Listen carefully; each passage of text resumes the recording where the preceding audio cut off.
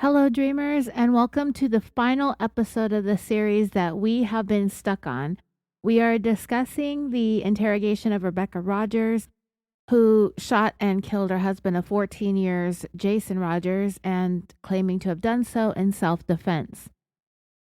The fundamental problem with that is Rebecca shot Jason in the back. And because of that uncomfortable, inconvenient fact, the detectives went into this interrogation that we've been discussing with Rebecca seemingly banking on the fact that the shots in the back and in the back of the head would speak to murder on their own. However, Rebecca managed to put her self-defense story out there early enough for it to have been taken into consideration to an extent. It wasn't something that Rebecca had come up with after the fact, after any significant amount of time, like an afterthought, so to speak. No, it didn't happen that way. She said that she was defending her life as early as the 911 call that she made to report that she had shot Jason. And while that garnered Rebecca public support at the time, it wasn't enough to get her off completely scot-free like an actual, real case of self-defense would have. The public support, along with the support of her daughters, was apparently enough for Rebecca to be able to plead her case down from second-degree murder to manslaughter, ultimately landing her in prison for only 2 years with 13 years of probation. But while listening to her interrogation carefully and dissecting it across these 5 episodes, I have come to believe that Rebecca Rogers got away with premeditated first-degree murder. She told so many lies and so many inconsistencies, in addition to the fact that all 3 of the bullets that she put into Jason's body entered in a back-to-front trajectory, directly contradicting her story that he was coming after her when she shot him. I won't rehash, of course, all the reasons that I believe this woman is full of shit. If you're just entering the chat, this is the 5th of 5 parts, so you will need to go back and listen to Rebecca's pathetic attempt to convince the 2 detectives sitting across from her that she was somehow justified in shooting her own husband and father to 3 out of her 4 daughters in the back. It's very uncomfortable to think that this woman is now roaming around somewhere in public, probably in Florida where this took place, but she could be anywhere these days, after basically murdering her husband. And she did so with planning, premeditation, and a forethought. This is the final leg of my dissection of Rebecca Rogers' interrogation. And I think at the end, I will have been able to thoroughly prove that this woman literally got away with murder. This is the 331st episode of Killafornia Dreaming, the tale of reading between the bullshit, the ridiculous interrogation of Rebecca Rogers. In part 4, we left off where Rebecca made one of my favorite contradictions in her story. And I will tell you the timestamps in the YouTube video so you can go over there and hear it for yourself if you want to. It was around the 45-minute, 36-second mark where Rebecca stated, quote, he is not an evil person.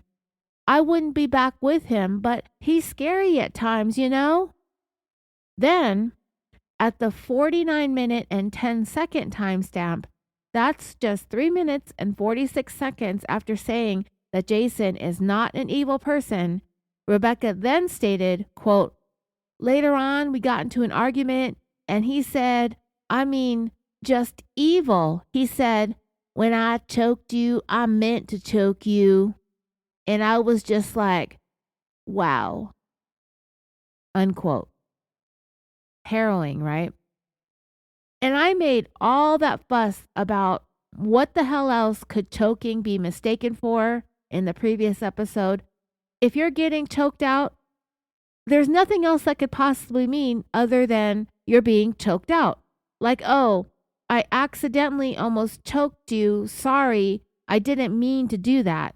Even though you're wrapping your hands around my neck and attempting to squeeze the life out of me, it's the only thing that could possibly mean, but She says that he said, "I meant to choke you." And I say it like that because that's exactly how she said it. It's like she watched a movie and then took whatever dialogue and accent and manner of speaking and twisted it into her own little storyline here. It is seriously so lame. When I choked you, I meant to choke you. Stupid, dumb, ridiculous, and I can't even deal with this lady. I'm so glad to be in the last episode and to be done with her, but at the same time, I thoroughly enjoyed this, and I hope you guys did too. So, changing topics after that nonsense, the detective said, besides him drinking tonight, when y'all went to dinner, and Rebecca, of course, she interrupts. She's very interrupty. And she said, quote, "We both drank." And he said, "Well, besides that, he had drank previously that day?" "No, and neither had I. The teens, the adults, Lisa and them, they were drinking at the house, but he wasn't. No, he wasn't. And I was actually out there with them, ordered the pizza and everything, signed for that with Domino's before he left." Here she's talking about her oldest daughter and her friends. She had a couple of friends over for the weekend. I believe this was the last official weekend of summer break. So they were having company over. She was letting the kids have their friends visiting, and the ones that were of age were drinking at the house. So next, the detective asked, "Were y'all fighting and fussing in front of them when y'all arrived back at the house before they left to go pick up the other child?" I don't know. That right there, dreamers, sounded like a lie. She can sit there and remember who was drinking, how she ordered pizza and signed for it with Domino's. She can even specifically remember the fact that they drank at dinner but didn't drink at home. She knew what Jason had. She can remember how they fought at the restaurant. She can remember how they fought in the car. She can remember that they fought over the cigarettes at home. But she has no idea if they fought and fussed when the kids were around. And the reason why she's saying that is because she has to keep up with her plan to keep the oldest kids as far away from being witnesses as she possibly can. And at the end of this episode, because I literally just finished writing this episode about 30 minutes ago, at the end of it, you're going to see why. You're going to see why she needed the older kids to stay out of her business, because they're going to really blow it for her. And another thing is, the truth probably is that her and Jason weren't fighting.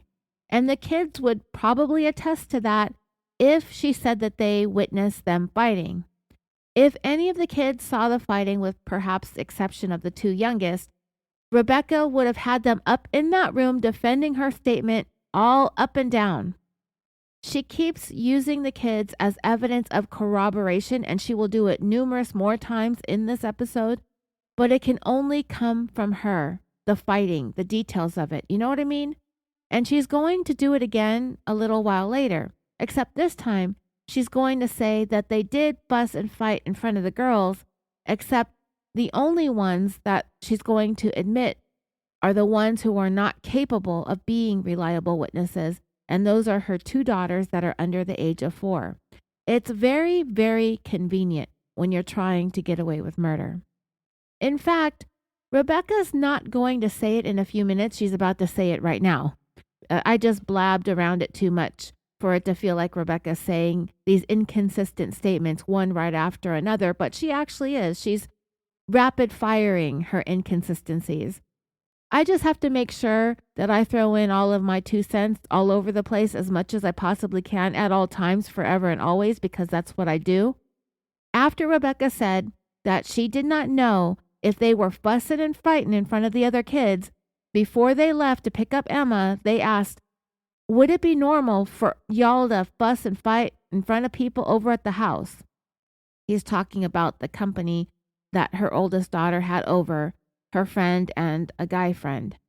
And remember, Rebecca orchestrated, or according to me, she orchestrated this whole shooting in such a way that would eliminate them from being at the house, so she would only have the toddlers to worry about hearing or witnessing what she was planning on doing to Jason which was to murder him.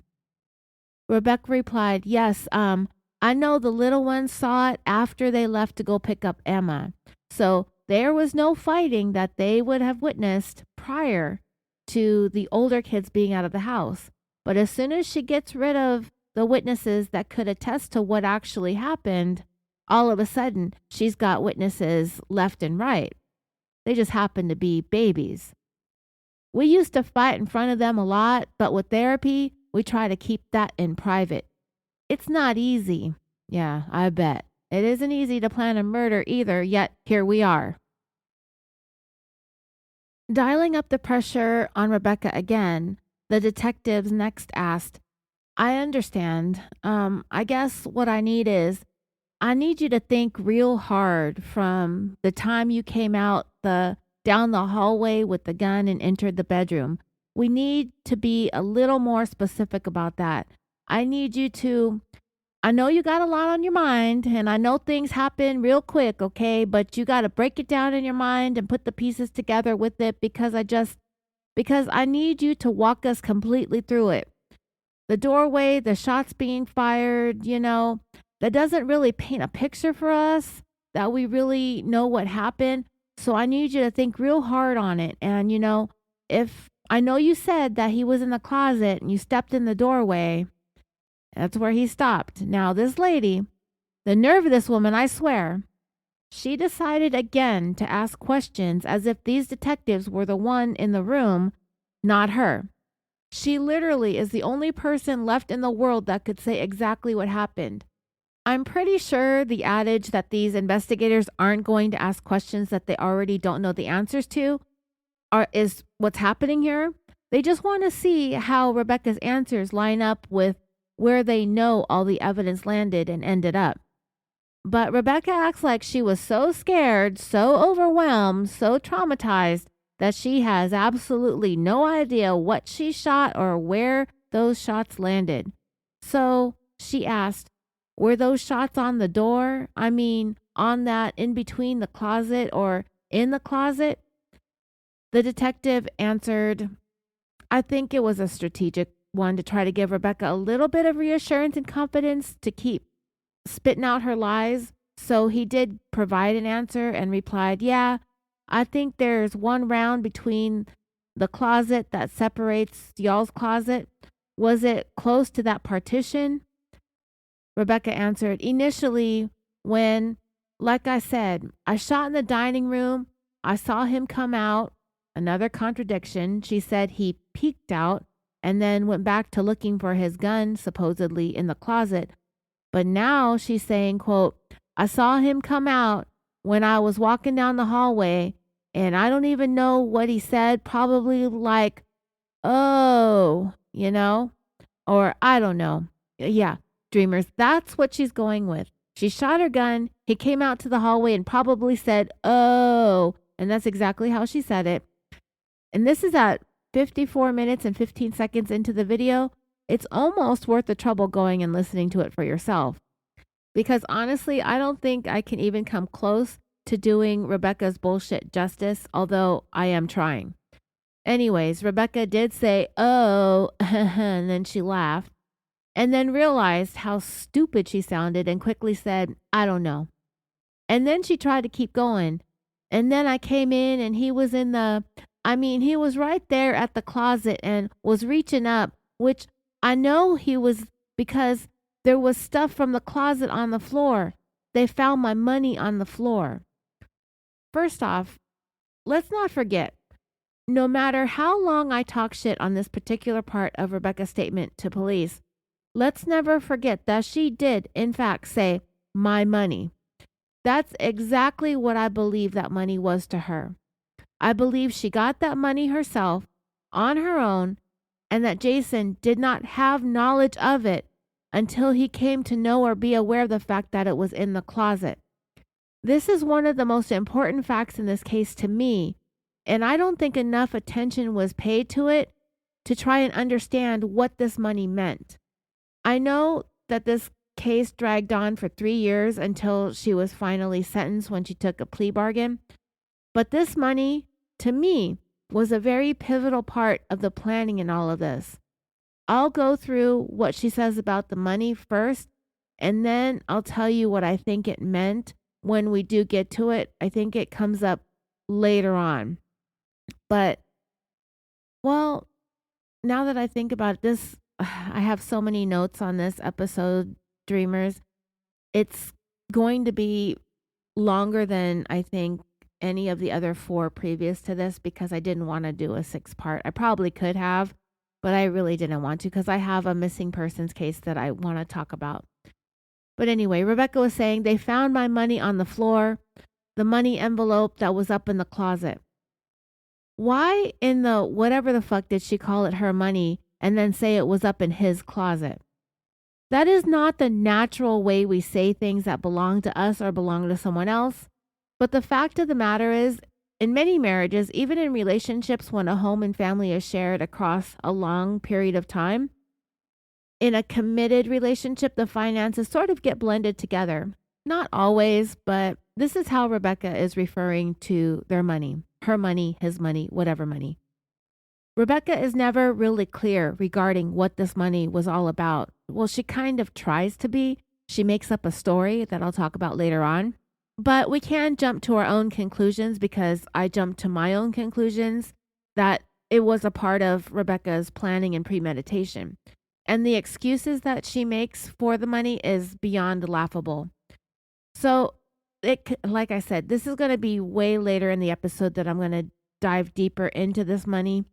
But anyway, she said, they found my money on the floor, the money envelope that was up in his closet. And I just pointed the gun and shot. So here, Rebecca is literally admitting to shooting Jason while he only had an envelope in his hand. But the question for me is, why is he in the closet grabbing an envelope of money and not a gun? Riddle me that, Rebecca. And what's even more oddly incriminating is the next thing that she says, quote, he did not have the gun in his hand. Did he have anything in his hand that you could see? No, but as far as I'm concerned, his hands were weapons. Right. What's he gonna do? Smack you around to death with an envelope of cash? Okay, Rebecca, if you say so. Well, I know what she means by his hands are weapons because obviously she was accusing him of trying to choke her to death. But this guy, I swear, there's not one believable or documented instance where this man ever laid a finger on this woman beyond her word. And unfortunately, she shot him to death. So we'll never be able to hear his side of the story. And he's never able to defend himself or defend his name. This is what Rebecca decided to do to her husband and his reputation in death. The detective replied, and don't get me wrong, there are certain things that I have to ask and just have to clarify. It don't mean a hill of beans to me, okay? Yeah, his concern for Rebecca, having barely saved her own life from that deadly money envelope, is pretty much non-existent. Or even so, if we want to say Jason's hands, yeah, he doesn't give a shit. The detective literally told her when she said that his hands were weapons that it didn't mean a hill of beans to him. That's his reaction. And his reaction is justified and understandable because this woman has literally said nothing to indicate that there was anything Jason said or did that warranted him being shot in the back in this moment. His weapon hands were holding an envelope that he got from a shelf in a closet with his back turned during a time that there was literally no fighting going on between these two, at least nothing that I believe he was instigating. If there was fighting going on, I think it had to do with possibly that money in that envelope. Because if they were fighting to the death, he wouldn't have grabbed that. He would have grabbed his gun. So in this moment with the detectives in this interrogation room, Rebecca is sensing again that things are not going her way. It's a very astute assumption. She should have thought about that a little bit harder and gotten herself an attorney because this is not going to end well for her. And the hill of beans comment seems to have gotten Rebecca, it got to her because she then doubles down on her life being in imminent danger when she says, quote, "When I went back there, I was saving my life because I felt like he was going to kill me." And apparently, since that her repeating that statement over and over in the more than hour that they've been talking in this room, it's probably been a couple hours with the time lapses. She has to drag her kids back into this yet again, and somehow she manages to stoop even lower than she already has by next saying this of the guy that she says wasn't evil but was, who wasn't vicious but was Mr. Wonderful at the same time, the man she loves but is terrified of him at the same time. Jason is all of these contradictions all at once, all rolled up into one husband. But yeah, this lady literally has no shame when she next says, "And honestly, I wouldn't put it past him to kill me and kill all my kids and kill himself." Wow, that is some next level type of accusations, like seriously. She wouldn't put it past him to annihilate his entire family, just like Chris Watts, Scott Peterson, Anthony Todd, Christopher Coleman, Christian Longo, Peter Keller. Didn't she say that Jason wasn't evil? No, wait. She did say that he wasn't evil, and then she said that he was. Didn't she say that he was Mr. Wonderful? No, wait. She did say that, but then she said he was vicious. Didn't she say that she found notes that Jason wrote to himself to spend more time with her and the girls, but now she's saying that he's capable of killing all 5 of them, including himself? Well, at least Rebecca is consistent at contradicting her own statements to police. And every time she does it, there's less and less time that elapses between each contradiction, so she's picking up the pace here too. Getting quick with the bullshit the more she goes along. And I don't think that lie efficiency is necessarily a thing to aspire to, but hey, if she's going to be a bad liar, she might as well be the GOAT at it, right? And just how do you think the detectives reacted to this revelation? This statement that she threw out there on top of being a man who gets angry at restaurant date night casual conversations, a man who gets angry at radio volume and being called out for smoking cigarettes, a man capable of all of this mildly unpleasant behavior, yet she believes him to also be capable of wiping out his entire family, his wife and 4 daughters, just like that, without a care in the world. The detective's reaction, well, you tell me when I tell you what they say next. So after Rebecca said that she wouldn't put it past Jason to carry out familicide, the detective unmovingly stated, "I understand. Well, let me ask you this. When you walked in and he was digging in the closet and you fired, did he turn around and look at you after you fired?" In the middle of his sentence, she blurted out, "Yes." When he finished, she continued, "That's when he came towards me." "Okay, and you fired again?" "Yes." The questions here, dreamers, are getting harder because they know this isn't true, and they want to keep Rebecca on the ropes. The detective next asked, "Did he turn his back to you after he came at you?" Rebecca paused for a little more than 10 seconds because this is all about the logistics and the trajectory and where he was standing, which way he was facing. All of that stuff is so important when she fired those shots because they went square straight into his back.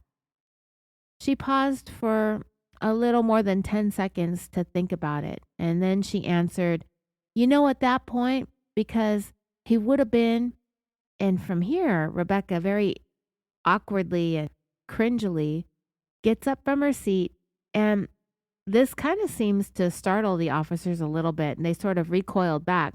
But then one of the detectives finally reaches again for that plastic toy gun, and he says, "Here, use this plastic toy right here, and we'll get him to stand right there." And then he hands her the gun. If it were me, I would not touch that gun. The other detective stood against the wall. He turns his back to Rebecca. They're about 4 or 5 feet apart, I guess.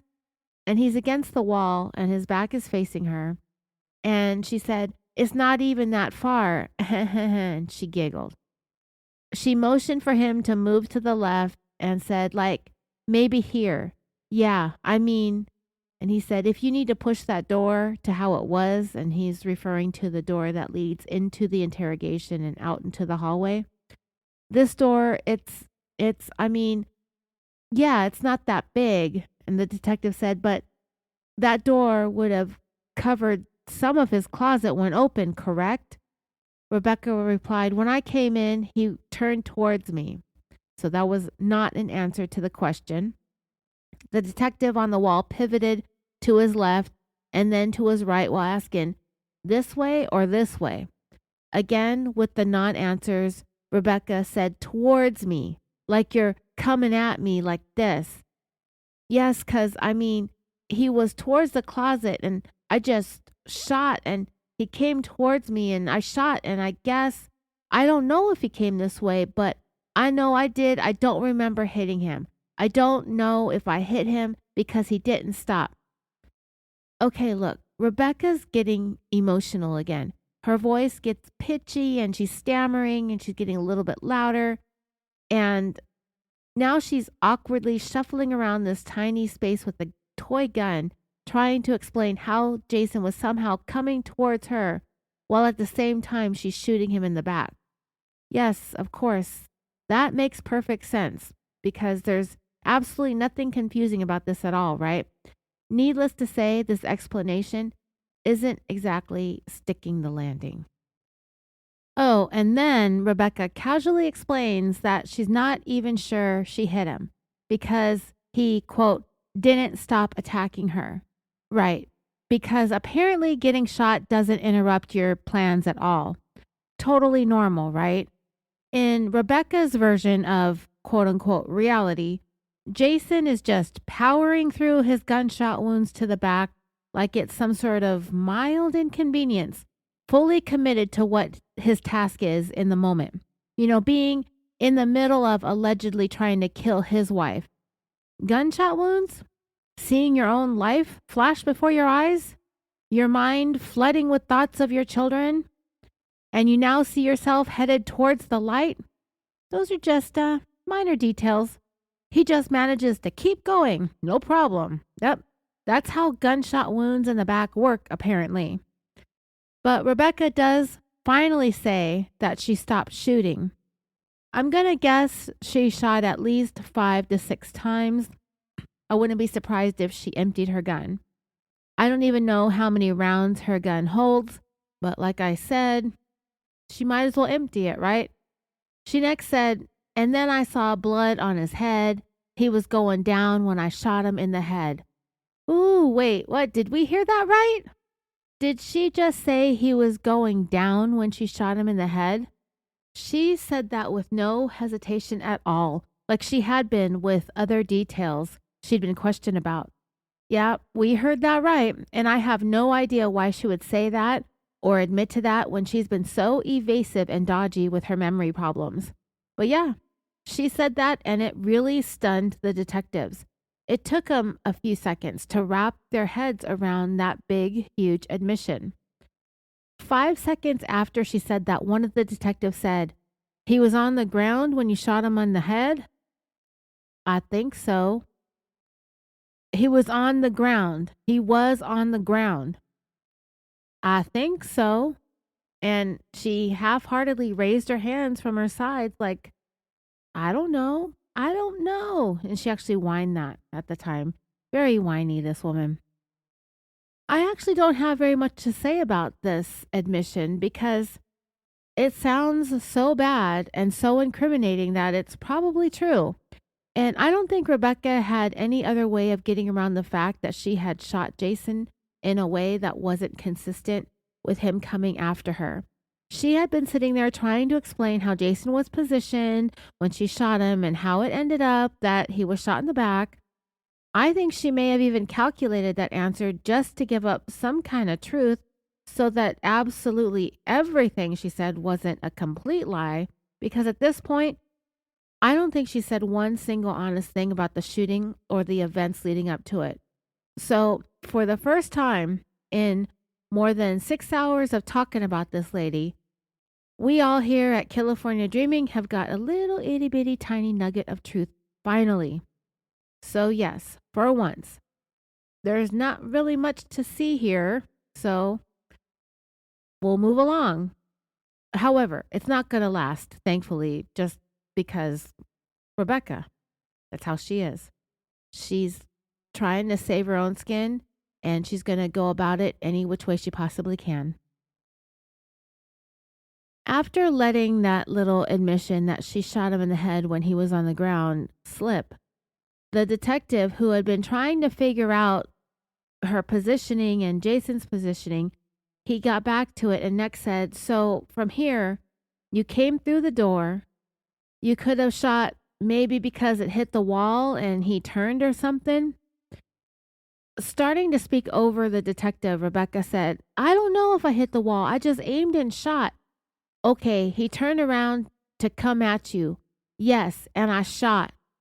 So he could have turned with his left hand this way, I guess. She said, I imagine I don't, and you shot. He probably went down on his knees. I don't know, but I didn't see any hit on him until I saw it on his head, and I thought it was on his side. And you know, that's a really ugly visual. When Rebecca said that statement, and I thought it was on his side, she made a finger gun with her left hand and pointed it at her left temple, still standing there with this toy gun in her hand. It was a really pivotal moment for me because that just indicates she knew exactly where that bullet landed. It was a reflex for her to sit there and point. People do, when they pantomime things while they're talking, sometimes they'll say one thing, but their physical reenactments of the moment say another. And usually the truth is in what they're showing you, not necessarily what they're saying to you. So Rebecca continued, but he was not laying, he was laying on that side, and she kind of leaned to the left. He asked, on his left side? Yes. So I don't know, is that where he was shot?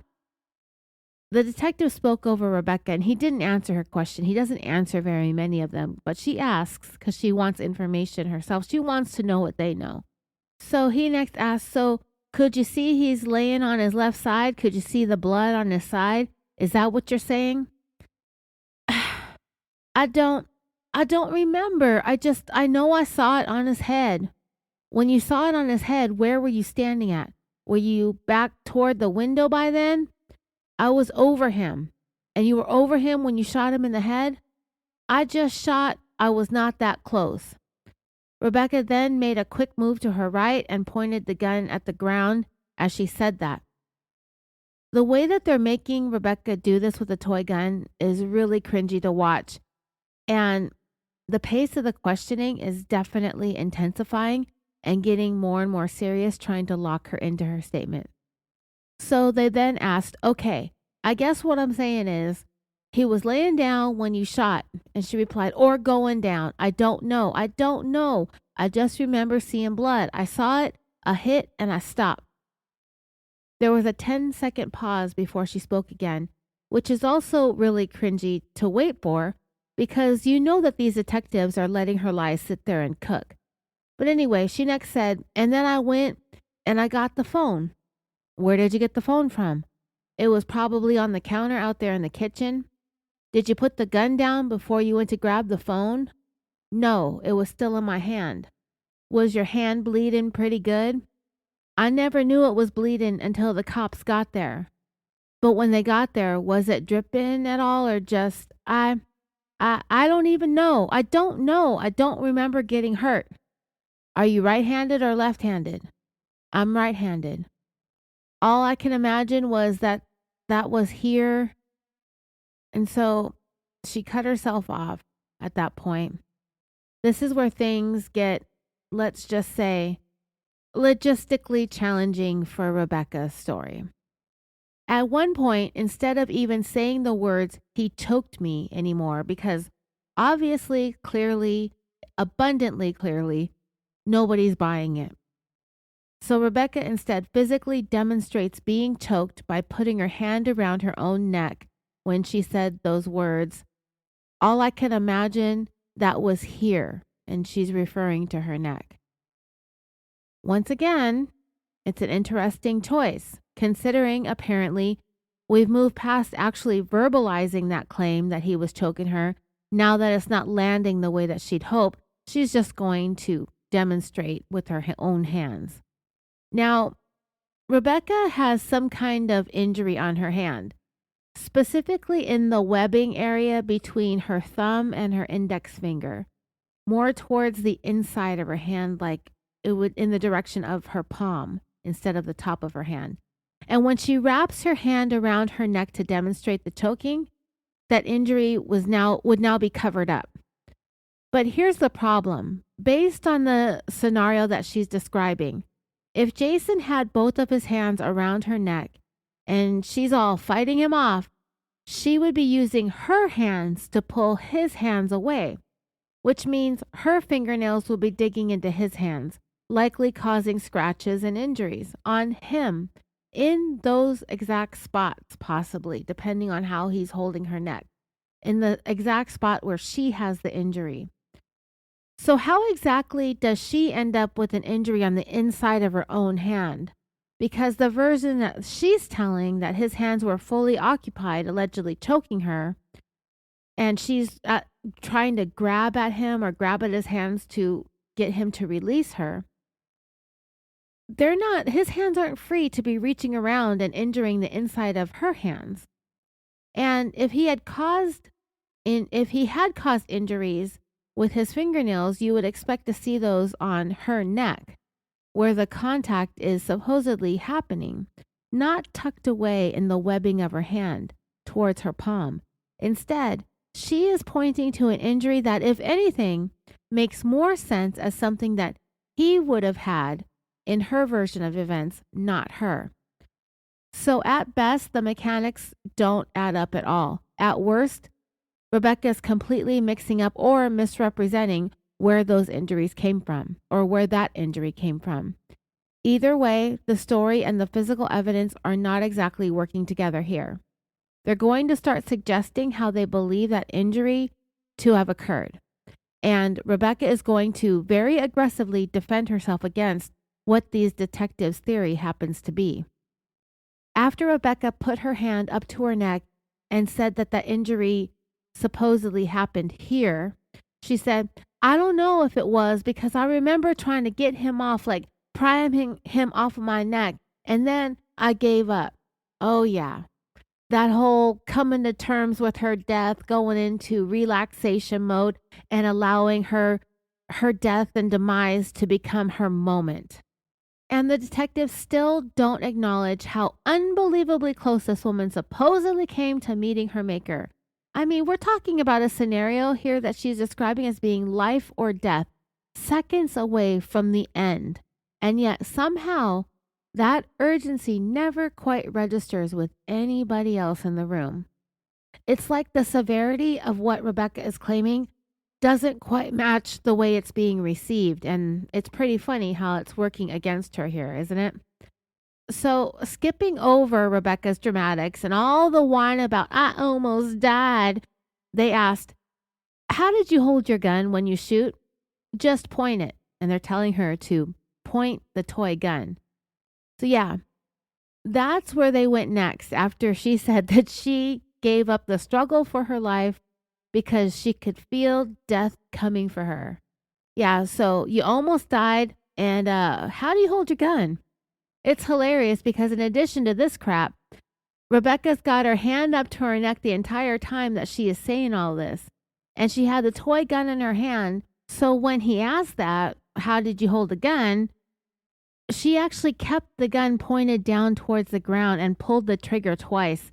And you could hear the toy gun click twice. She didn't raise it up and point it in any way that would have hit Jason in the back, as he supposedly was coming towards her backwards somehow. She pointed it to the ground, only holding the toy gun in her right hand.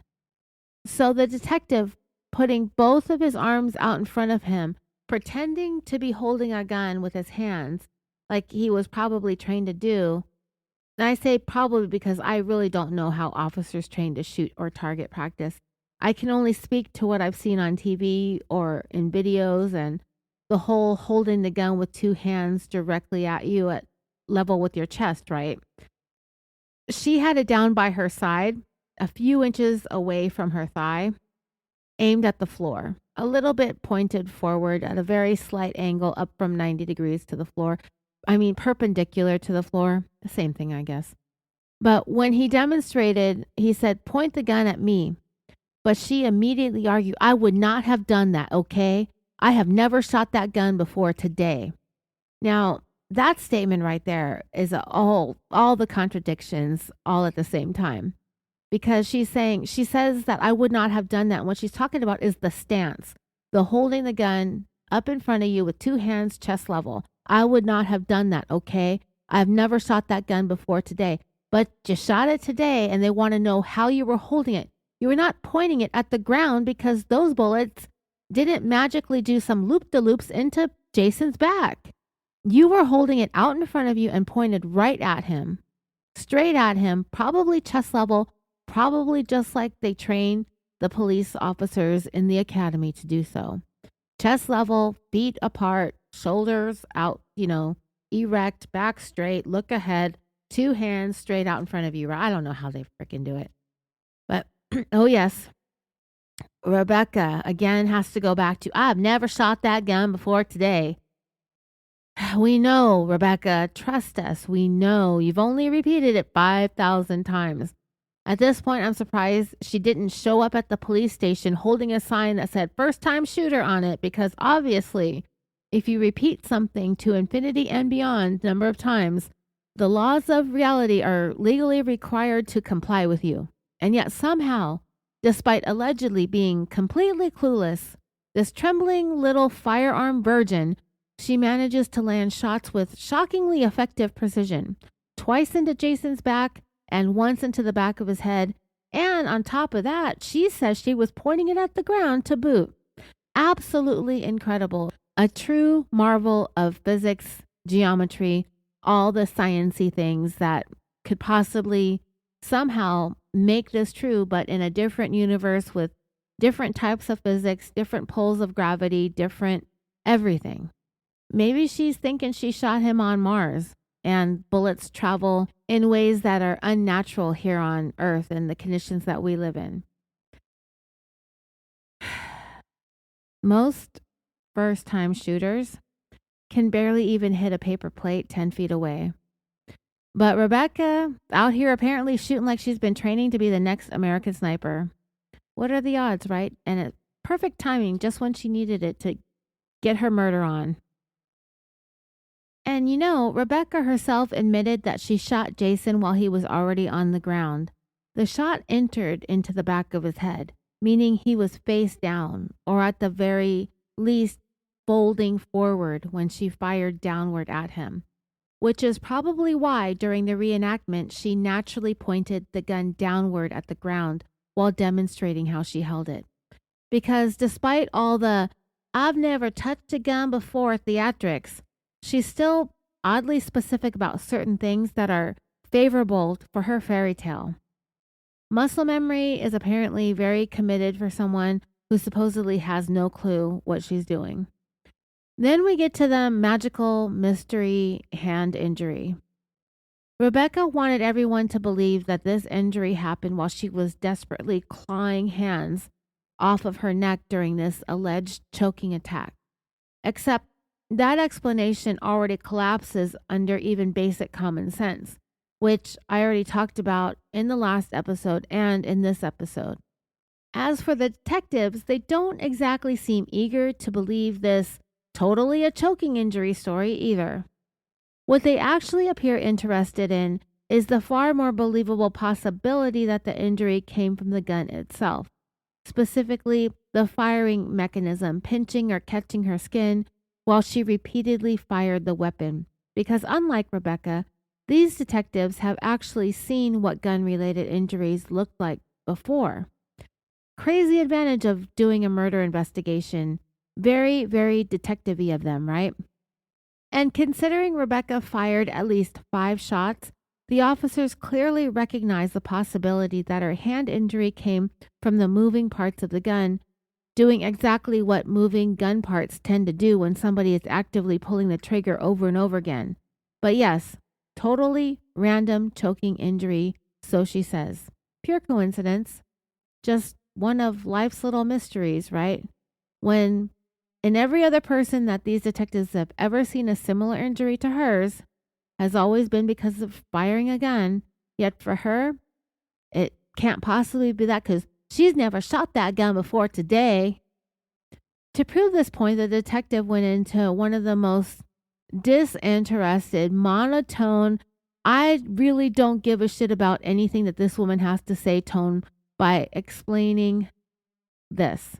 Quote, well, usually the injury to your thumb like that's from the slide coming.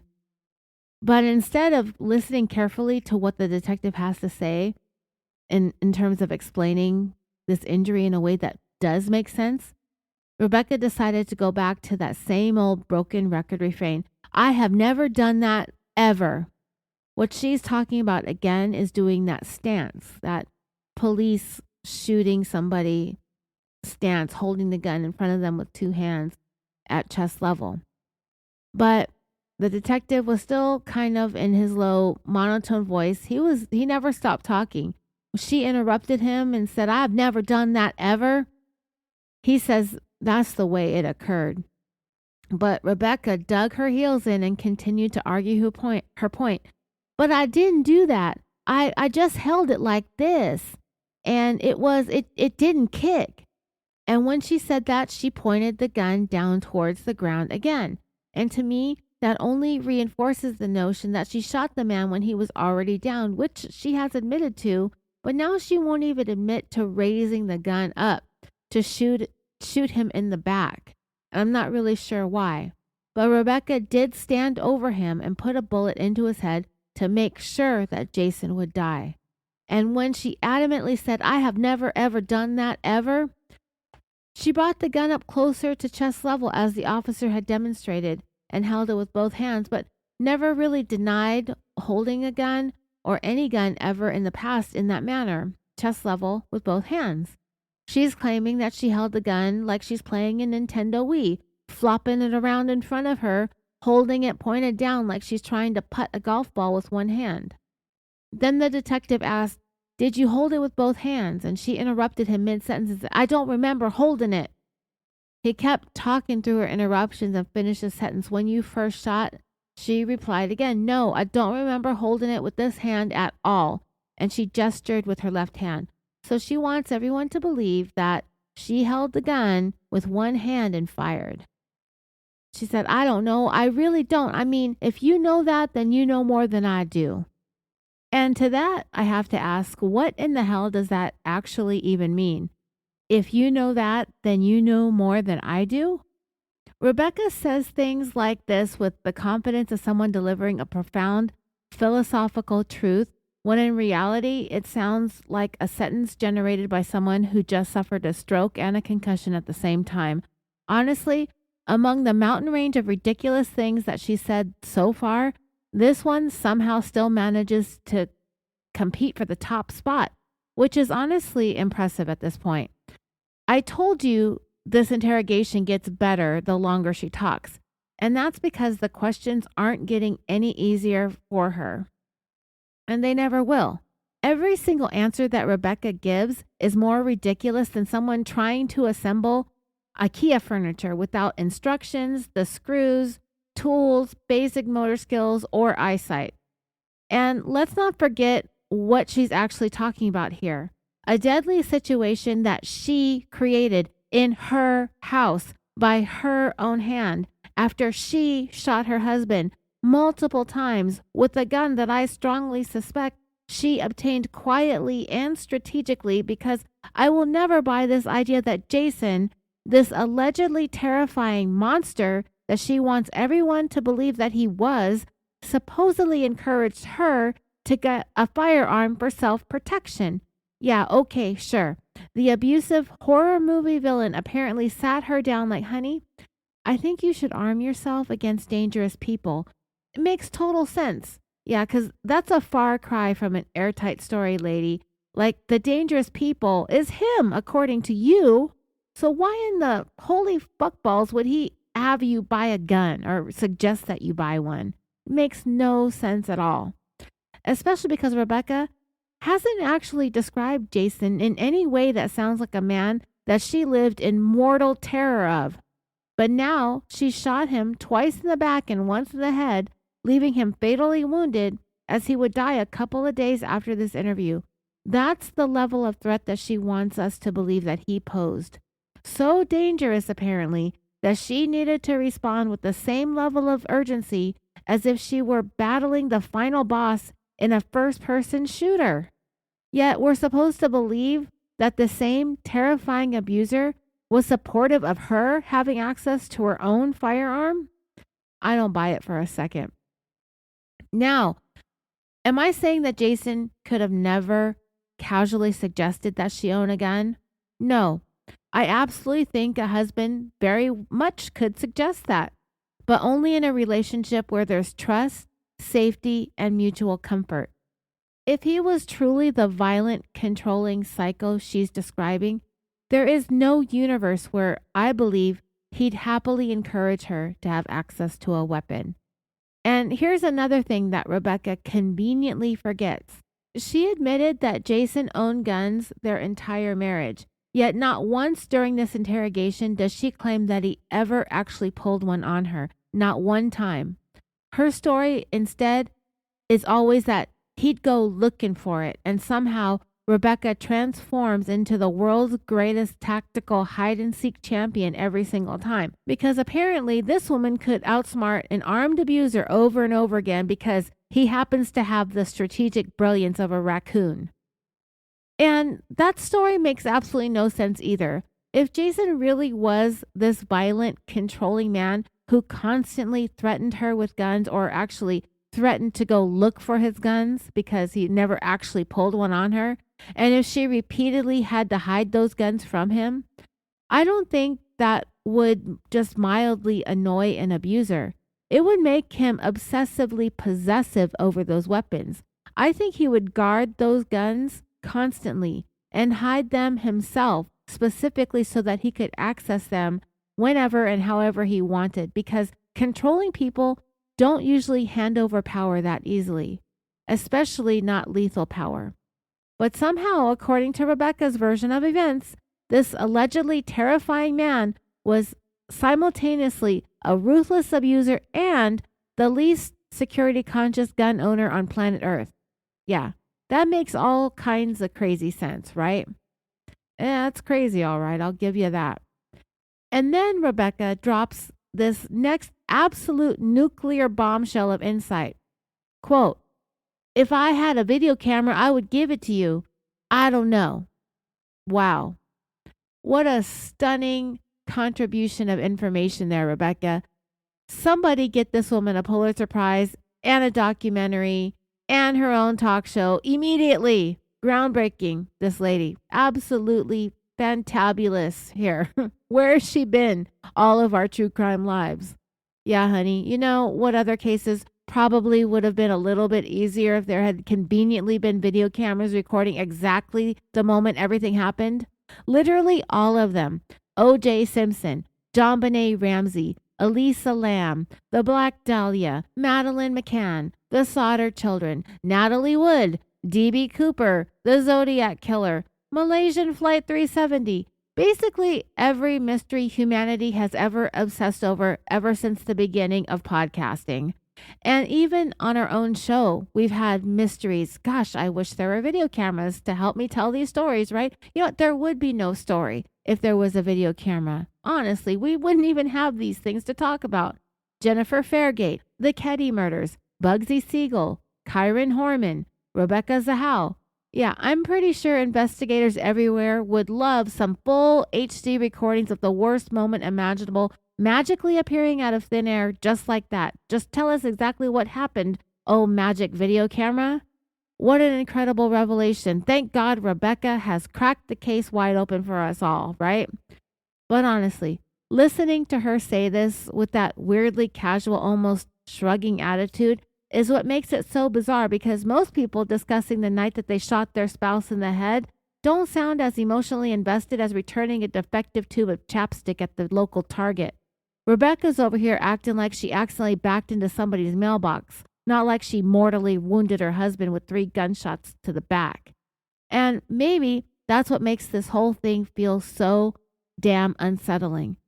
Because when everyone else would be sitting there understanding the gravity of what happened, Rebecca's giggling, shrugging, and floating through the conversation with this strangely blasé attitude, as if this entire catastrophic situation isn't horrifying at all. Honestly, with how relaxed Rebecca seems while talking about shooting Jason, it almost feels like things may have gone exactly according to plan for her. So why wouldn't she be oddly satisfied with what's happening here? Because this is what she wanted, right? Right. So then the detectives patiently demonstrate to Rebecca how a handgun with a slide can injure someone's hand in the exact same spot where she has conveniently injured her hand. And actual investigators using actual knowledge about actual firearms is where they would gather their information from. Just being real with her while she works really hard to refute it all. And Rebecca's reaction is basically the human equivalent of a kid standing next to a shattered lamp going, well, I don't even know what a lamp is. Because for some mysterious reason, and by mysterious, I ironically mean painfully obvious, Rebecca absolutely does not want to acknowledge the possibility that her injury came from firing the gun that she used to shoot Jason. And why is that? Probably because that would require her to mentally revisit the extremely inconvenient moment where she repeatedly pulled the trigger. And taking ownership of that appears to be one of the many things that Rebecca refuses to have anything to do with. Things like, say, the truth. What's fascinating is that Rebecca doesn't just resist accusations. She resists literally everything that these detectives have to say, even when it's based on facts, evidence, logic, physics, common sense, firearms mechanics, and their professional experience investigating shootings and homicides. It's impressive, actually. She continually impresses me. These officers could probably tell Rebecca that the sky is blue, and she'd stare at them like they're pushing dangerous conspiracy theories onto her. And then comes one of my favorite absurd moments.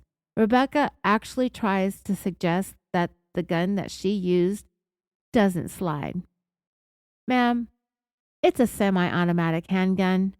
The slide is not an optional decorative feature of your weapon.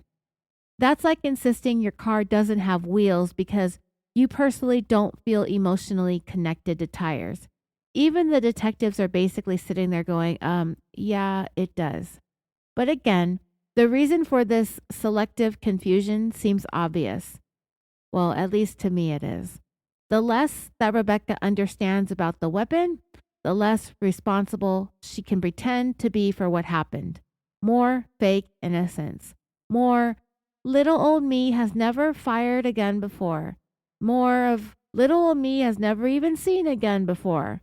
More pretending that she had absolutely no idea what she was doing, despite somehow shooting Jason with disturbingly effective precision and accuracy. At this point, Rebecca's strategy appears to be denying reality one tiny inconvenient fact at a time and hoping that nobody notices. Unfortunately for her, reality keeps rudely showing up anyway and slapping her in the stupid, ugly face. Well, after Rebecca tried to dance around the facts regarding her gun, she repeated for the umpteenth time, quote, I have never shot that down before today, ever. And she marched back to her seat as the officers got sick and tired of standing there listening to her exhausting stories, so they had headed for their chairs too. But they just tell her without telling her that even though she is dying for this to be over, they're going to go through this again and again because we want to catch you in your lies. I mean, they want to make sure that they've got the story down straight, right? So they tell her, well, all right, I know you're tired of saying it, but let's go back through it one more time because that changes things a little bit. You walk into the room, and Rebecca is finally starting to really sense that the direction this is starting to go is not well. And she understands that they're going to go over things once again because every other line of questioning ends up with Rebecca's story experiencing subtle changes. So after he said, you walk into the room, Rebecca cut him off again and made this profound declaration. And I don't want you to think I'm lying. I don't want to put myself in a bad situation either because I don't know. The detective started to cut her off too and said, when things happen real quick, the best way is to go through it in your mind and get it figured out because, number one, when things happen so fast, sometimes it takes you a little while to grasp what exactly happened. And that's why, we're asking you just to kind of walk through it, okay? Because you see, you walk through it and you start to remember a little bit more about what happened, okay? You start to go back through it and it refreshes your memory, and that's kind of what you need. Rebecca then said, my clearest memory was clicking the gun and it didn't work, and I popped the safety and then I shot and it worked. And I was like, okay, I mean, that was in the dining room. And then you headed down the hall. I went to the hall and he peeked out. Okay, you stepped in, he's in the closet. Rebecca cut him off again and said, but I mean, it was no time. I knew where that gun was. Oh, really? When they asked you where he kept the gun, she kind of sort of had no clue. And it didn't seem like the way that she described Jason digging and searching through the closet that he hadn't any idea either. Peak responsible gun ownership right there if I ever saw it, these two. And it gets better. Quote, I knew where the gun was. I mean, I've played it out in my mind, not with him, but in my own mind. If anything ever happened in my house while I'm working in my office or something, that's why I had it in my office. I mean, I got people coming up to my house all during the day. I'm alone. So tired of this lady. I'm alone. I'm alone right now. And I'm not terrified out of my mind. I got Fred right here. Have you seen his teeth? This dog is vicious. There's no way that this lady's in her own house, terrified, round the clock, 24/7, to a point where she has a gun that she ends up using on her own husband anyway. Geez, this lady is exhausting. So after she said, I'm alone, the detectives called her out on this new contradiction and said, but now the reason you bought the gun in the first place was because of him when he was dropping in, correct? So see here, dreamers? They're really starting to call her out on the various inconsistencies in her story. And this is definitely one of the big ones. The true reason why Rebecca bought a gun. She says it's for all the dangers in the world that apparently show up at her job and at her home. But I would argue she bought the gun specifically to murder Jason and claim self-defense. I still don't know for sure why she wanted Jason dead. I theorized it had to be something major, such as infidelity, and she just did not want to bring it up or talk about it because that would have definitely given her the motive. As I just said, I stated in a previous episode that perhaps Jason was having an affair. That's a pretty common reason for spouses to kill each other. Anger over the other person cheating. But I didn't even bring it up, but it happens the other way around too. Maybe she was having an affair and didn't want to go through the hassle of the divorce, so perhaps that was her motive. It could have been money. And in a few more minutes into this interrogation, but it's going to be like a while into this podcast episode because I talked too much, the money is going to come up again. And so maybe there's something there, but I don't have much more information beyond what's said in this interview room. So that's what I'm going to have to work with. And I do have a theory to build around it, but I won't get to it probably for another hour, even though it's going to be in about 15 minutes into this interrogation that she's going to talk about it again. But anyway, back to Rebecca's ever expanding original screenplay. The working title is I Never Ever Shot That Gun, but when I do, I'm an expert at it, apparently. The detective brings up the reason that she claimed that she got the gun in the first place because Jason was supposedly dropping in during their separations. If you recall, she said that when they were separated and he would go stay at his mom's house, that he would sneak into the house in the middle of the night and start trying to love and hug on her, and that it scared her to death and scared her kids to death. Some bullshit like that. It doesn't line up with the kind of abuser that she's trying to sell Jason as being. Because if Jason was truly this violent, controlling monster whose mere presence struck mortal fear into the entire family, why on earth would he so casually be encouraging his wife to arm herself? Why would an allegedly abusive man willingly introduce a firearm into a situation where he could potentially end up on the wrong side of it? It makes no sense. And honestly, another thing that doesn't fit into this whole Jason voluntarily leaves the house and stays at his mom's whenever things get rough narrative, I don't buy it. It doesn't fit. Because controlling abusers usually aren't famous for gracefully packing an overnight bag and respectfully giving everybody their space. That kind of defeats the entire purpose of being a controlling abuser. Abusers generally don't loosen their grip and go, you know what? I'll just head over to my mama's house for a few days and let everybody decompress. That's not exactly the behavior pattern that Rebecca is trying to describe here. It is not the behavior pattern of a true domestic violence perpetrator. In fact, the more Rebecca talks, the less her version of Jason sounds like this terrifying tyrant, and the more he sounds like a guy trying to keep things together, working, providing, helping to raise his daughters, leaving the house to go to his mama's when tensions got bad instead of escalating things. Just kind of sounding like a decent husband and father overall, which is a pretty unfortunate vibe to accidentally create when you're simultaneously trying to justify shooting him multiple times. Just saying. And I still cannot get past the fact that Rebecca shot him in the back. Those little details just keep inconveniently surviving every new explanation that she throws at the wall. Because no matter how dramatic the storytelling gets, we still circle right back to the same issue. Jason ended up with bullets in his back and one in the back of his head. And honestly, just wait until we get to the part where they discuss what Jason supposedly had in his hand, that money, or what he retrieved from the closet when Rebecca shot him. Because the more details that come out, the less this sounds like a chaotic self-defense scenario, and the more it starts to sound like exactly what it was from the beginning.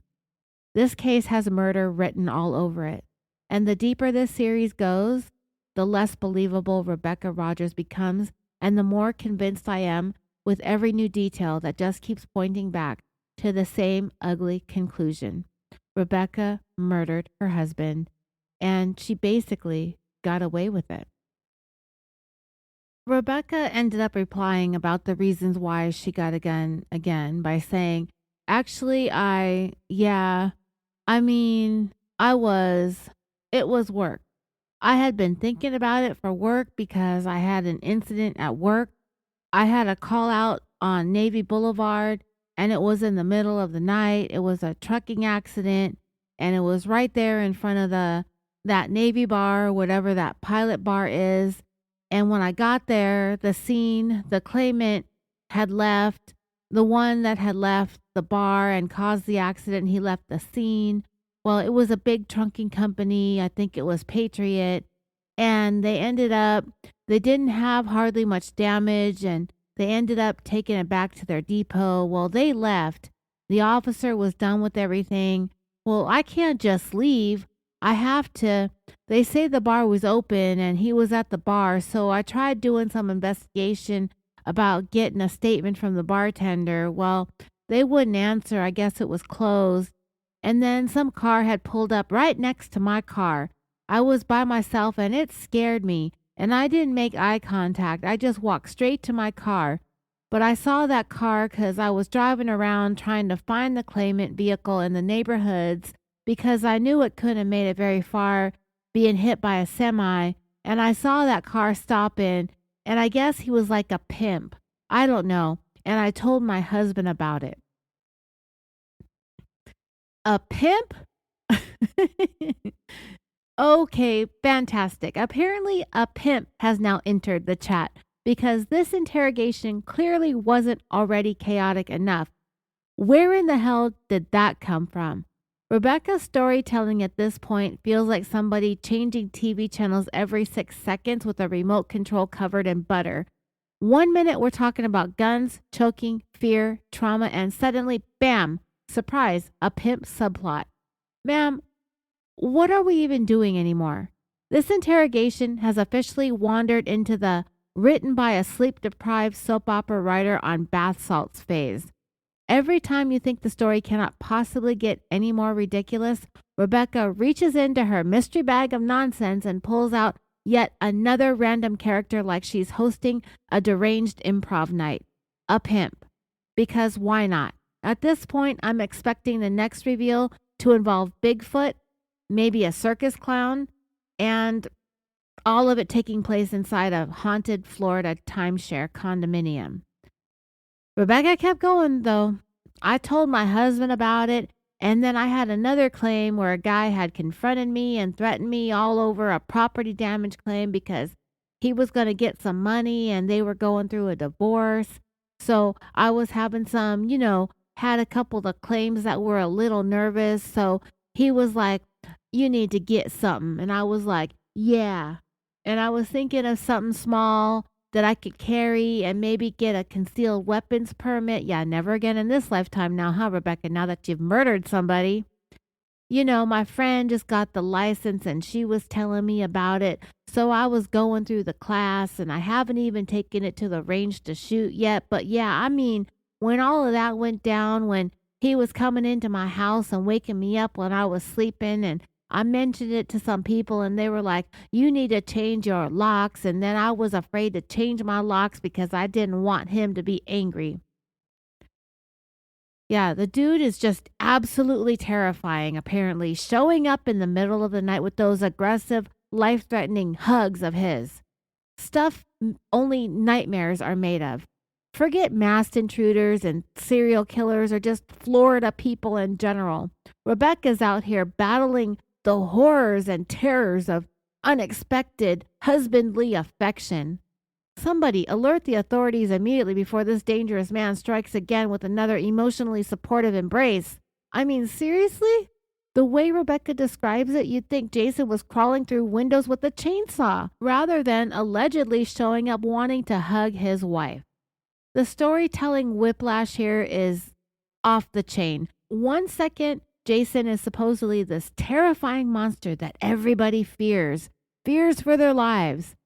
And yet the next terror campaign consists of him hugging, menacingly apparently. At this point, the biggest threat in Rebecca's story is the secondhand embarrassment. Well, that might be the second biggest threat. The first biggest threat is Rebecca, because she's a murderer and she knows it. And to all the stuff that Rebecca had to say about how dangerous her work is, the detective replied, so you bought a gun? And she quickly replied, I bought a gun, yeah. And they asked, when you came into the bedroom and fired the shot, was he looking at you or not? Yes, well, he was turned towards me, but his back was to you. I don't think so. That's a lie, and does not add up to the fact that she shot Jason in the back, but okay, let's see where this goes. The detective said, okay, think hard on that, okay? If he's digging in the closet, his back would naturally be to you. He turned to me when I walked in, though. When you shot the first round, how was he? Was his back to you or not? So then Rebecca comes up with this beautifully vague, cover all bases, choose your own adventure answer of, well, he wasn't straight to me and he wasn't straight there. He was like at an angle. Oh, okay. That makes all the sense in the world. At an angle. That clears everything right up. Somebody called the forensics team and let them know the mystery has officially been solved by geometry teacher Barbie over here. You could practically hear her brain trying to buy time while she searches for literally any explanation that sounds technical enough to blur the facts that the bullets went directly into Jason's back. Because apparently, if you sprinkle enough vague directional language into the conversation, physics is just going to throw up its hands and give up and exit the building. He wasn't straight, he was angled. Ma'am, this is a homicide investigation, not somebody trying to explain how they parked crooked at the store. But honestly, you've got to admire the strategy. Keep it foggy. Never commit to specifics. Just toss out enough confusing word salad so nobody notices the glaringly obvious issue that Jason somehow kept ending up shot from behind. It's like listening to someone try to explain a car accident that they absolutely caused while drawing invisible diagrams in the air with their hands. And these detectives are basically having to sit there and decode this nonsense in real time, like they accidentally wandered into an escape room instead of an interrogation room designed by a compulsive liar. The detectives kept pressing on with their questions, and they're not getting any easier. And you think you only fired once, and then another when you were standing over him and shot him? I don't know. It's possible. I could have shot 3. I don't know. I mean, I know I shot until I saw blood. But the last one you fired, he was on the ground. When he said that, the detective reached down with his hand as if he were pointing a gun and aimed towards the ground, the same way that Rebecca had when she had that toy gun. So this prompted her to reply, I was not that close. I was just shooting at him. But he was on the ground and you shot and then you saw blood. Yes. Is that correct? Yes. All right, well, the reason I keep asking that is because the rounds that struck him all went from back to front. Ladies and gentlemen of the podcast, prepare yourselves for the dramatic performance event of the century because Rebecca suddenly transforms into a woman hearing the most shocking information ever delivered in human history. With every ounce of theatrical ability that she can scrape together, Rebecca gasps out, back to the front? Absolutely incredible performance. Somebody dim the lights, roll the soundtrack because apparently we've entered the community theater portion of this interrogation. The level of fake shock here is amazing. Rebecca reacts like the detectives just informed her that Jason had secretly been abducted by aliens instead of telling her where her bullets that she fired entered into his body. Ma'am, you were there. In fact, you were more than there. You were the one holding the gun. You were the one who put all 3 bullets into him, back to front. And you know you did. And the delivery is so over the top dramatic, back to the front, that the only thing missing in this scene was a set of pearls to clutch and a fainting couch to collapse onto. You can practically picture Rebecca throwing the back of her hand against her forehead, like she was starring in her own soap opera. Back to the front? Dear heavens! Meanwhile, the detectives are sitting there trying to discuss forensic evidence, while Rebecca is sitting here trying to audition for her own version of Law and Order, special victims of pretending to not understand the basics of ballistics or anything realistic in life, because apparently the strategy now is to act absolutely stunned that bullets entering someone's back might suggest that they were shot in the back. So after Rebecca made that dramatic performance of back to front, the detective was like, yeah, they're back to front. That's why I'm asking you how he was standing, okay? If he was digging in the closet, then his back would naturally be to you, and that would explain that. So that's, if you hit him and he made some kind of awkward movement or things like that, that's stuff that I'm trying to get you to remember or lie about, because it helps paint the picture, paint the lies for us, because, I don't know what happened because I wasn't there, but you were. And that's why I need you to focus on the truth, hopefully, because it's important for every little tiny detail to be told so we know, okay? Rebecca replied, I know he was up in the closet, which is where his gun is, and I felt he was going after his gun. She tried to say that she knew he was going for his gun, but he never grabbed it. It wasn't down on the ground when she shot him. He never fired any weapon. She was the only one who had a gun and actually shot somebody. So she couldn't say for a fact that she knew he was going for his gun, because that would mean she would have to be in his mind. And the only thing she put into his mind was a bullet. The detective replied, yeah, I don't doubt that whatsoever. Now that's a lie too. Do you recall? And she interrupted and said, I know he was in the closet because he was definitely in the closet. I said that from the start. Wow. What an absolutely earth-shattering contribution to the investigation right there. Rebecca hits them with the, I know he was in the closet because he was definitely in the closet. I said that from the start.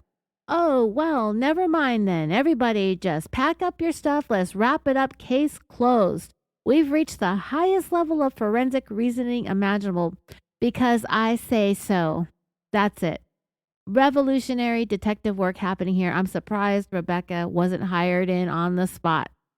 The logic is flawless. If you don't even think about it for half a second, maybe. It's true because I keep saying it's true is basically what she's saying here. Ah, yes. The legal system's gold standard right there. And I actually just love how confident Rebecca sounds while basically presenting a circular argument that would get rejected by a middle school debate team. He was in the closet because he was in the closet is what she's basically saying. Absolutely incredible logic there. It feels like we're truly operating at intellectual heights and levels never before seen in criminal investigations. Rebecca repeating something 3 times doesn't magically make it transform into reality. This isn't Beetlejuice. You don't just chant a storyline into existence and expect the laws of evidence to just shrug their shoulders and go, well, she did say it confidently. There's that. At this point, half this interrogation sounds less like someone recounting actual events and more like somebody trying to convince themselves that their own stories make sense, while the detectives sit there trying to make their way through this nonsense. After Rebecca made that profound declaration of, I know he was in the closet because he was definitely in the closet, the detective said, I just need to know, do you remember if but she cut him off again and said, I don't remember hitting him until I saw that one, gesturing to her head with her finger again. I don't know when I hit him. He tried to ask another question. Do you remember? But she cut him off again and loudly said, I shot. You remember shooting? Yes, I shot. Jeez, for crying out loud, good grief, sweet mercy, good Lord, help me, holy hell, sweet mama, the gun didn't shoot by itself, lady. We already know this. Just shut up and listen to the questions already. So the detective, with the patience of a kindergarten teacher trying to teach a school of goldfish how to add and subtract, he asked her again, was his back to you when you shot? Apparently, we're all just going to keep circling this airport forever until Rebecca's flight finally lands somewhere near reality. And I think at this point, Rebecca is slowly beginning to realize that there's not going to be any sort of magical escape hatch for her to jump into.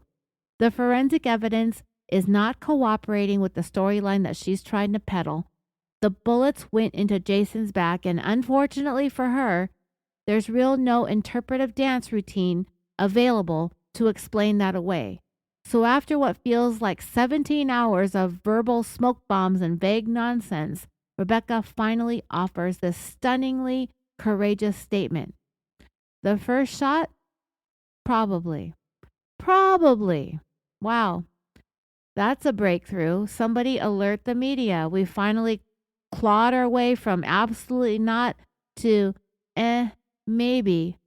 In Rebecca's world, that's a trademark.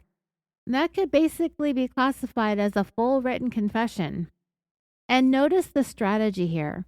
Never fully commit to reality if you can help it. Don't say yes. Don't say his back was turned. Just gently float the word probably into the air and see what happens. But honestly, considering how aggressively Rebecca's dodged every obvious fact up to this point, probably is just about the most confessy thing we've gotten from her up to this point. So after that gigantic leap forward in whatever direction Rebecca thinks that she's headed, which, spoiler alert, is still very much towards the county jail, I truly cannot understand why she keeps talking instead of exercising the ancient and sacred right to shut up, stop volunteering nonsense, and ask for an attorney already. But now the detective is starting to phrase things in this weird, delicate, walking on eggshells way too. He's trying to communicate with Rebecca on some higher astral plane where words no longer have fixed meanings. So he says, and then eventually you didn't know if you hit him, but he fell to the ground. What? Sir, respectfully, and I have respect for these officers and what they do, but respectfully, what kind of sentence even is that? Eventually, you didn't know if you hit him, but he fell to the ground? This isn't sounding very much like a homicide investigation, but I think he's trying to match wits with this nitwit. How do you not know if you hit somebody who immediately collapses to the floor after you fire a gun at them multiple times? Are we pretending gravity just joined the conversation independently of everything else in reality? At this point, the interrogation is starting to sound like competitive dodgeball. Verbal dodgeball, actually. Rebecca's over here throwing vague nonsense into the air, and now even the detectives seem to be cautiously trying to word things in a way that won't make her short circuit and retreat deeper into her nonsense bunker. And honestly, if I didn't think that this detective was strategically trying to navigate around her constant evasiveness, I'd start wondering if Rebecca's bullshittery was contagious and slowly infecting the entire room. But the detective kept going. He said he fell to the ground and you kept shooting, right? Or is that wrong? Which honestly is probably the gentlest way to humanly possibly ask someone, ma'am, did you continue firing at the man after he collapsed? The detectives are practically handing her opportunities to just tell them the truth at this point, even in a way that sounds as best as it possibly could, considering the situation that Rebecca is in. And then Rebecca replies with this absolute masterpiece of confusion. Quote, I think I shot twice at that time, and I didn't see him. I didn't see anything. And then I hit him, and I saw it. What in the Looney Tunes hell does that even mean? Let me get this straight. She somehow managed to put 3 bullets into Jason with very effective accuracy, including shots to the back and to the back of the head, but simultaneously didn't see him and didn't see anything until she saw him? And what kills me, sorry, no pun intended, but what kills me is how the story keeps trying to do 2 completely opposite things at once. On one hand, she wants us to believe that she was blindly panicking in total confusion, firing into the void with no awareness whatsoever. But on the other hand, the shots themselves tell a very different story, because random blind chaos usually doesn't produce repeated accurate hits on a moving person. Rebecca bends facts better than a birthday clown twisting balloon animals. Every sentence starts in one reality, loops through another dimension, ties itself into a knot and a bow, and somehow still expects everyone to listen and nod along like it makes perfect sense. Well, the detective dug further into that clusterfuck of an answer and said, when you say you saw it, Rebecca cuts him off because clearly she wants to control this conversation and said, I saw the blood on his head and I knew that I had hit him. And then you start hearing a man moan and things like that. Well, he didn't really move. And yes, he was laying there making noises. I knew he was alive, but I knew it was serious. And that's, I didn't mean to kill him or, geez. Wait a frickin' minute. You didn't mean to kill him? Lady, you shot him multiple times and then delivered a final shot to the head while he was down on the ground. At what point exactly are we supposed to interpret this as an unfortunate whoopsie? How is anybody listening to this expect to process it any other way than you meaning to kill him? The level of pretend confusion here is unbelievable. Rebecca talks about this shooting like Jason somehow wandered into a series of extremely inconvenient hails of gunfire completely on his own. And the thing that makes it sound so absurd is the disconnect between the actions and the performance afterward. You simply cannot describe repeatedly shooting someone, including a shot to the back of the head, and then act shocked that people conclude that you intended deadly harm.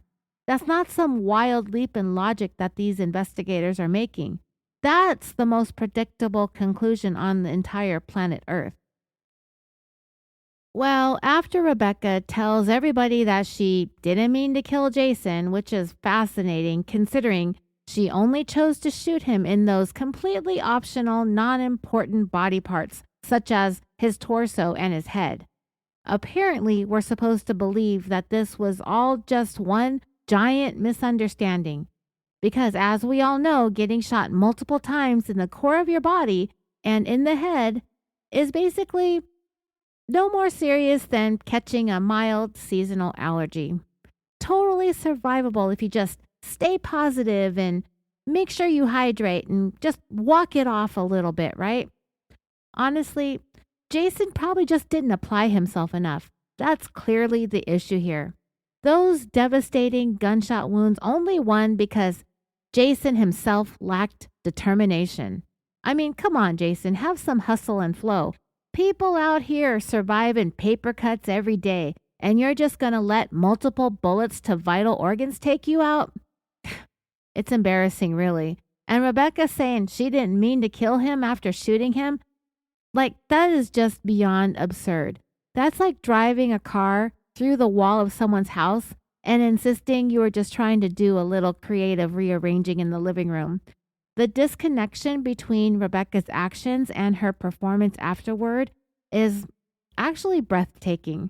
She wants everyone to believe that this was some accidental little oopsie-daisy situation while simultaneously describing injuries that sound like the exact opposite of, I didn't mean him serious harm. Sure, Rebecca, just keep repeating the story over and over and over again ad nauseum. Maybe eventually you'll stumble across somebody gullible enough to buy it wholesale, like maybe your daughters. To be honest, though, I wouldn't hold my breath. The holes in this story are so obvious they practically come with their own hazard ahead warning signs. Even the most trusting, least skeptical person would probably sit through this interrogation, scratching their head, squinting their eyes, and they'd be like, now hold on just a second. Because this isn't one of those situations where people are struggling to piece together some complicated mystery.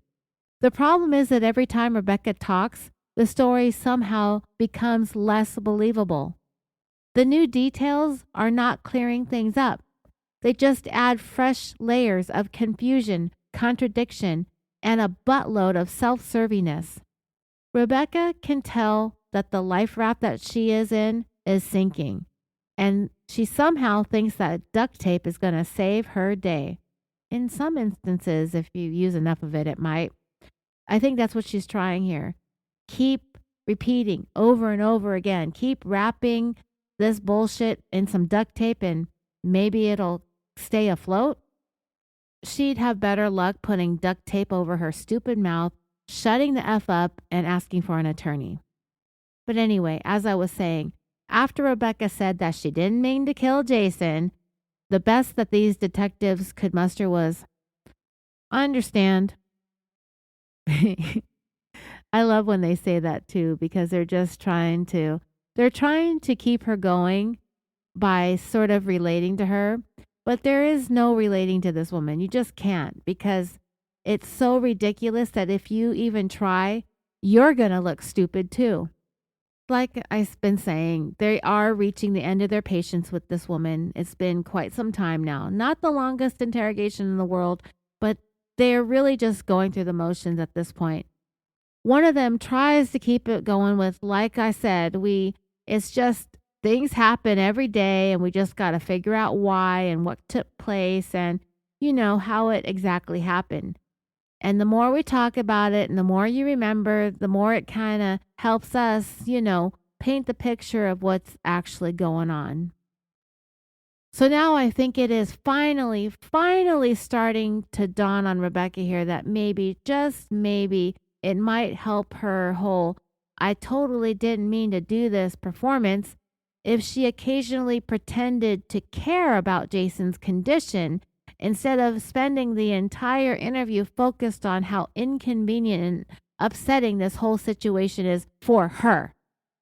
So after what feels like 17 years of listening to Rebecca discuss herself, her feelings, her fear, her confusion, her stress, her hand, her story, her everything, she suddenly remembers there's technically another person involved in this shooting and asks for only the second time in this entire interview, "Is he all right?" Oh my God. Oh, that felt good. I had to yawn at this point. What an inspiring display of concern. Somebody nominate this woman for Wife of the Year immediately. I don't know, Rebecca. You do the math here. 2 bullets in the back plus 1 bullet in the head divided by 1 extremely calculating soon-to-be widow probably equals Jason is, in fact, not all right. And honestly, wow, that doing math was exhausting. The timing of the question is what makes it so painfully unconvincing. It doesn't come up like genuine fear or concern. It feels more like someone suddenly remembering halfway through a performance that they forgot an important line in their script, like, "Oh, right, I should probably ask about the guy that I shot multiple times so this whole thing sounds less horrifying." At this point, every tiny sprinkle of quote unquote concern that Rebecca shows really comes off more like she's panic adding some kind of marginal worry. Okay, so she remembered to throw in the "Is he all right?" inquiry, and she says it like that, like so softly and emotionally, like she's deeply concerned. "Is he all right?" On the outside looking in, you think Rebecca here would be a little bit more worried about whether or not Jason is going to live or die, since that's going to make a huge difference on how much time she's going to do because of this. But Rebecca is a woman that's so convinced that she's going home after this line of questioning that it's really an afterthought for her. The detective replied, "I don't know. Like I said, he was in surgery." They then ask for a moment. They're going to step out again, but she asked, "Are my kids okay?" Another afterthought, right? Okay, let's see. But I got to ask about the husband that I shot. Oh, and I got to ask about those people in my house. Oh, yeah, the kids. Are they all right? All they said was yes, and they both walked out. They asked if she needed anything, and she was barely audible when she replied no. The video cuts to almost an hour later. There are timestamps on this video. I'm not sure if they were in the beginning. They probably were, and I just wasn't paying attention. So this all is dragging on for quite some time, kind of like this podcast, right? One of the detectives popped back in and said, "Just checking on you. You okay? Need any water?" She replied, "Just sleepy. I'm just sleepy." And then she goes back to her injury. The invisible one. "I am sore on the back of my neck. I don't know if they..." And she stopped talking. The detective really doesn't give a shit and provides a response that reflects that very clearly as he states, "They took some pictures and stuff back there. I don't remember them saying what, if anything, there was." Rebecca said, It's lower than the neck area." Wow, did you even catch that? She just said she was sore on the back of her neck, And what the detective is saying here is that they took pictures and didn't see shit. So she moved her injury down a little bit more, saying it was lower than the neck area. Wouldn't that be your back? But then you just said it was your neck. Yeah, Rebecca, you're dumb. She continued, it's lower than the neck area, and she's reaching back to the back of her neck with her hands, like both of them. She puts them up and is touching her back. It's like, I don't know, I can't see, but I'm just, and the detective does literally not give any shits and says, do you need any water or anything? But she wants to know when she's going home, which is laughable. You would think that she could see how well this isn't going for her. She has an idea, but I think she still thinks she's going to dodge jail. And I think she's starting to be concerned about this because she ignored the question and asked, how long am I going to be here? He replied, I don't really know the answer to that, trying to sort all this mess out. The other detective came into the doorway and said, hey, you want something to eat from Hardee's or anything like that? A biscuit, cup of coffee? And she asked, what time is it? 6 o'clock? I guess if I'll be here for a while. Yeah, I don't know how long it'll be, but let's go ahead and get you something to eat. I don't want anything to eat. I'll take some coffee. We'll get you that. Be right back. Yeah, she better eat something now because it's not going to be good eating in a few hours. They ask her, what do you want in your coffee? And she said, Splenda and cream. And then she finally asked, am I being arrested? Yes, Rebecca. Yes, you are. Very much so. Very, very arrested you shall be. He didn't say that. And this is why I couldn't be a cop, because I would be chanting to a happy dance at this point if I were the detective. You're going to jail. You're going to jail. Nee, nee, nee, nee, nee. I would so be dancing across that room right now. Having more restraint than I ever possibly could, he replied, no, you're not under arrest right now. Not at all. Hey, just think positive thoughts, okay? Be right back. Think positive thoughts. Oh, Lordy. She's only thinking about herself. If she was thinking positive thoughts, she would be sitting there going, please don't let Jason die. Please don't let Jason die. She would be asked, can you find out, is he okay? Is he going to be okay? Can you get some information from me? Can you call? Can I check with my somebody? Somebody tell me. But no, she's not begging to find out about her husband, which is what she should be doing. That's what I would be doing. I mean, you know what? I wouldn't have even shot my husband to begin with. I had a perfectly shootable husband. Aside from the fact that I don't have a gun, I could have taken a crowbar to his head or a knife to his chest or something. Obviously, I fantasize about this, haven't I? But I didn't, because you know what? He's not worth it. He's not even worth spitting on if he was on fire. That's all I have to say about that. Wouldn't even waste my time and energy trying to kill him, because it's not even worth it. And Rebecca, anybody who's killed their spouse that they can't stand should realize that. So Rebecca got her coffee and her Splendas and another trip to the bathroom, and they immediately got back to the questioning. And we are finally in the home stretch, sort of, because I wrote this thinking that we were, but I'm going to say this is probably going to be 3 hours long. I'm trying to talk a little bit fast without sounding like I'm rushing. I'm not rushing. I'm just trying to make this as condensed down as possible. And it's not going to be by me writing it in a condensed manner. It's going to be me talking fast. So I'm going to try to put the brakes on that because I don't want to exhaust myself or my jaw from doing this. But the next thing that's asked by the detectives is, while you're on your way home tonight, y'all were arguing?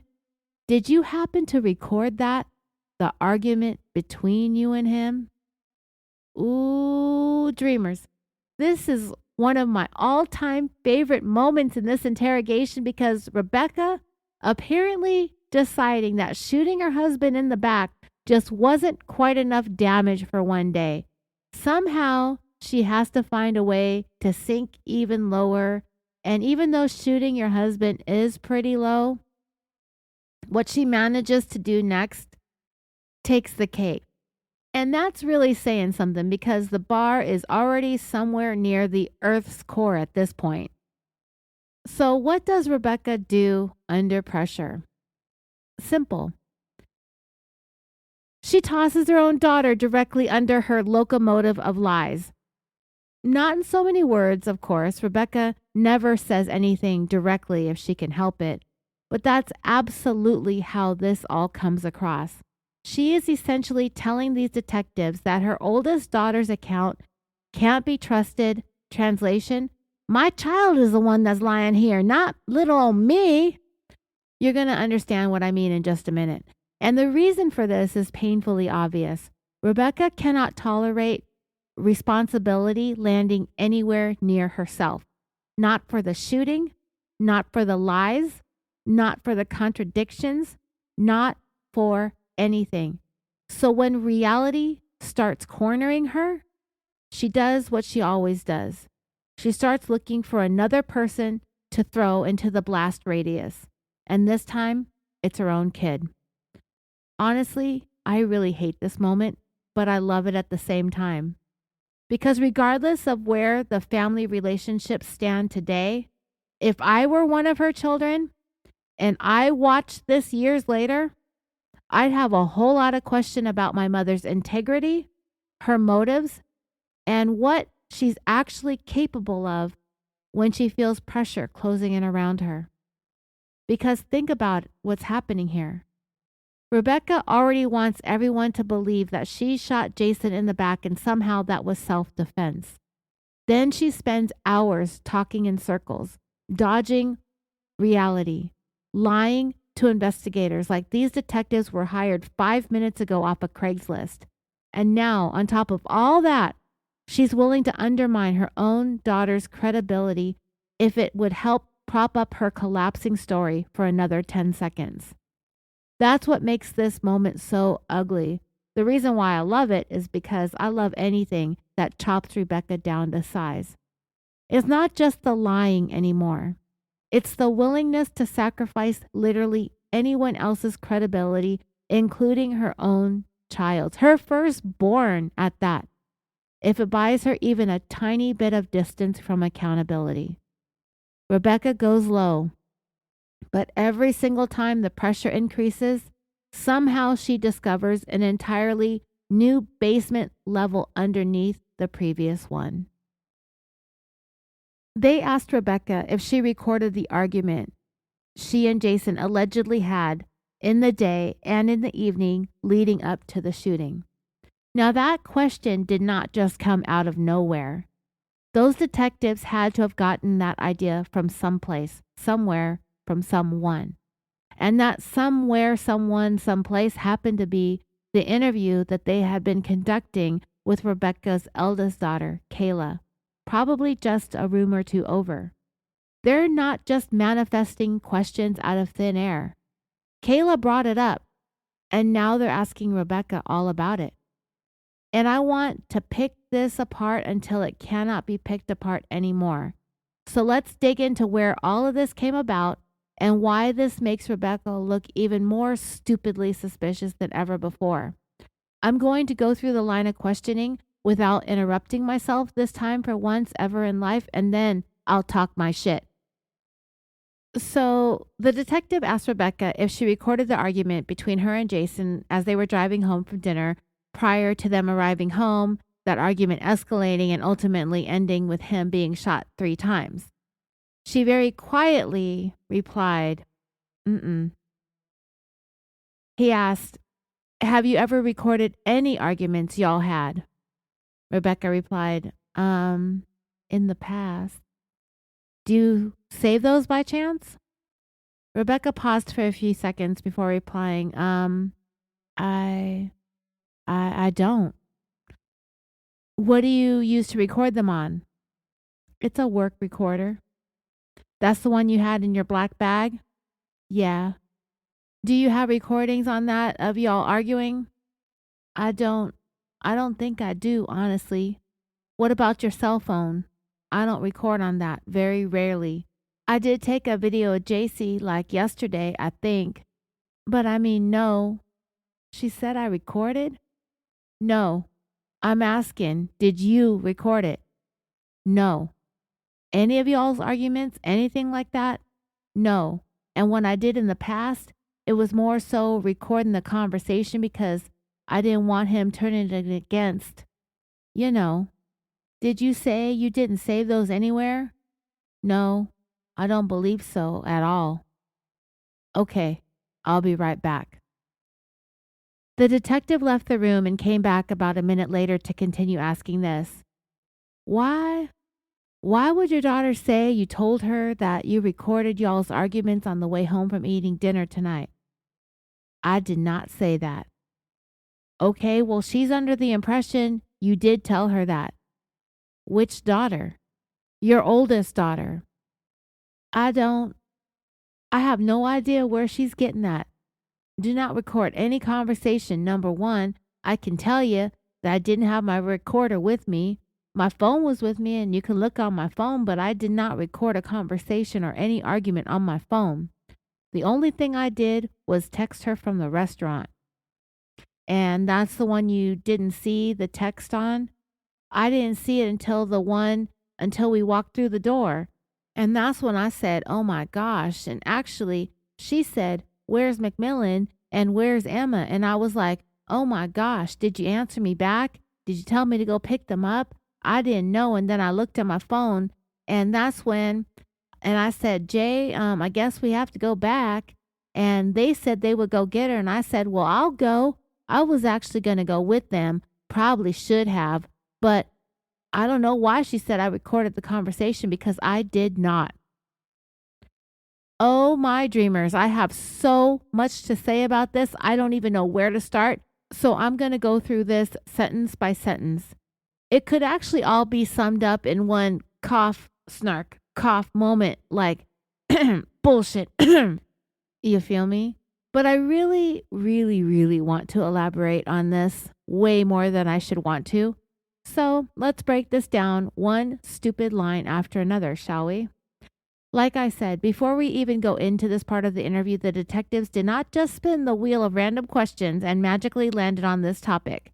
They did not just pull this line of questioning out of thin air, or out of a hat, or out of some secret detective imagination workshop. This information came directly from Rebecca's oldest daughter, who told investigators very clearly that her mother said that she recorded the argument with Jason in the car. That did not materialize out of nowhere. That information came directly from Rebecca herself, stated directly to her daughter, period. It came from nowhere else. And I believe the daughter completely, unequivocally, 1000%, because unlike Rebecca, Kayla's account doesn't sound like it's being assembled by somebody panic writing a made-up story in real time during the actual police interrogation. And the best part is, you can practically feel Rebecca realizing this is one of those little details that she probably never imagined would circle all the way back around and slam into her like an oh shit, what have I done messed up now train. Somewhere along the line, Rebecca clearly assumed that this was just another one of those loose ends that would quietly drift off into the void forever. But nope, here we are, slapping us all in the face once again.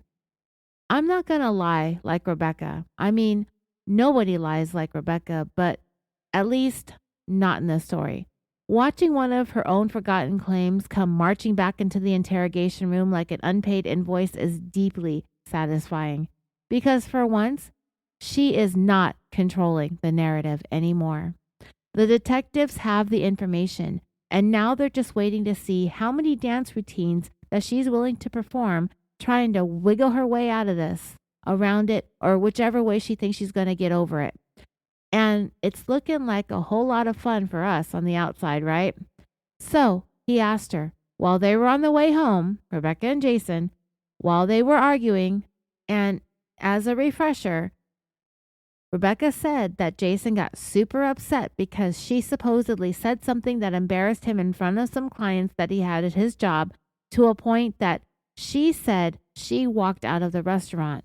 And as they drove home, she said Jason pulled over and demanded that she drive, but she refused. So this was a relatively intense argument, according to Rebecca, if it did in fact happen the way that she said it did. Rebecca's own daughter told these officers. Now, this daughter, Kayla, she wasn't Jason's biological child, just Rebecca's. She said to these officers in no uncertain terms that her mother told her that she recorded the argument that she had with her stepdad.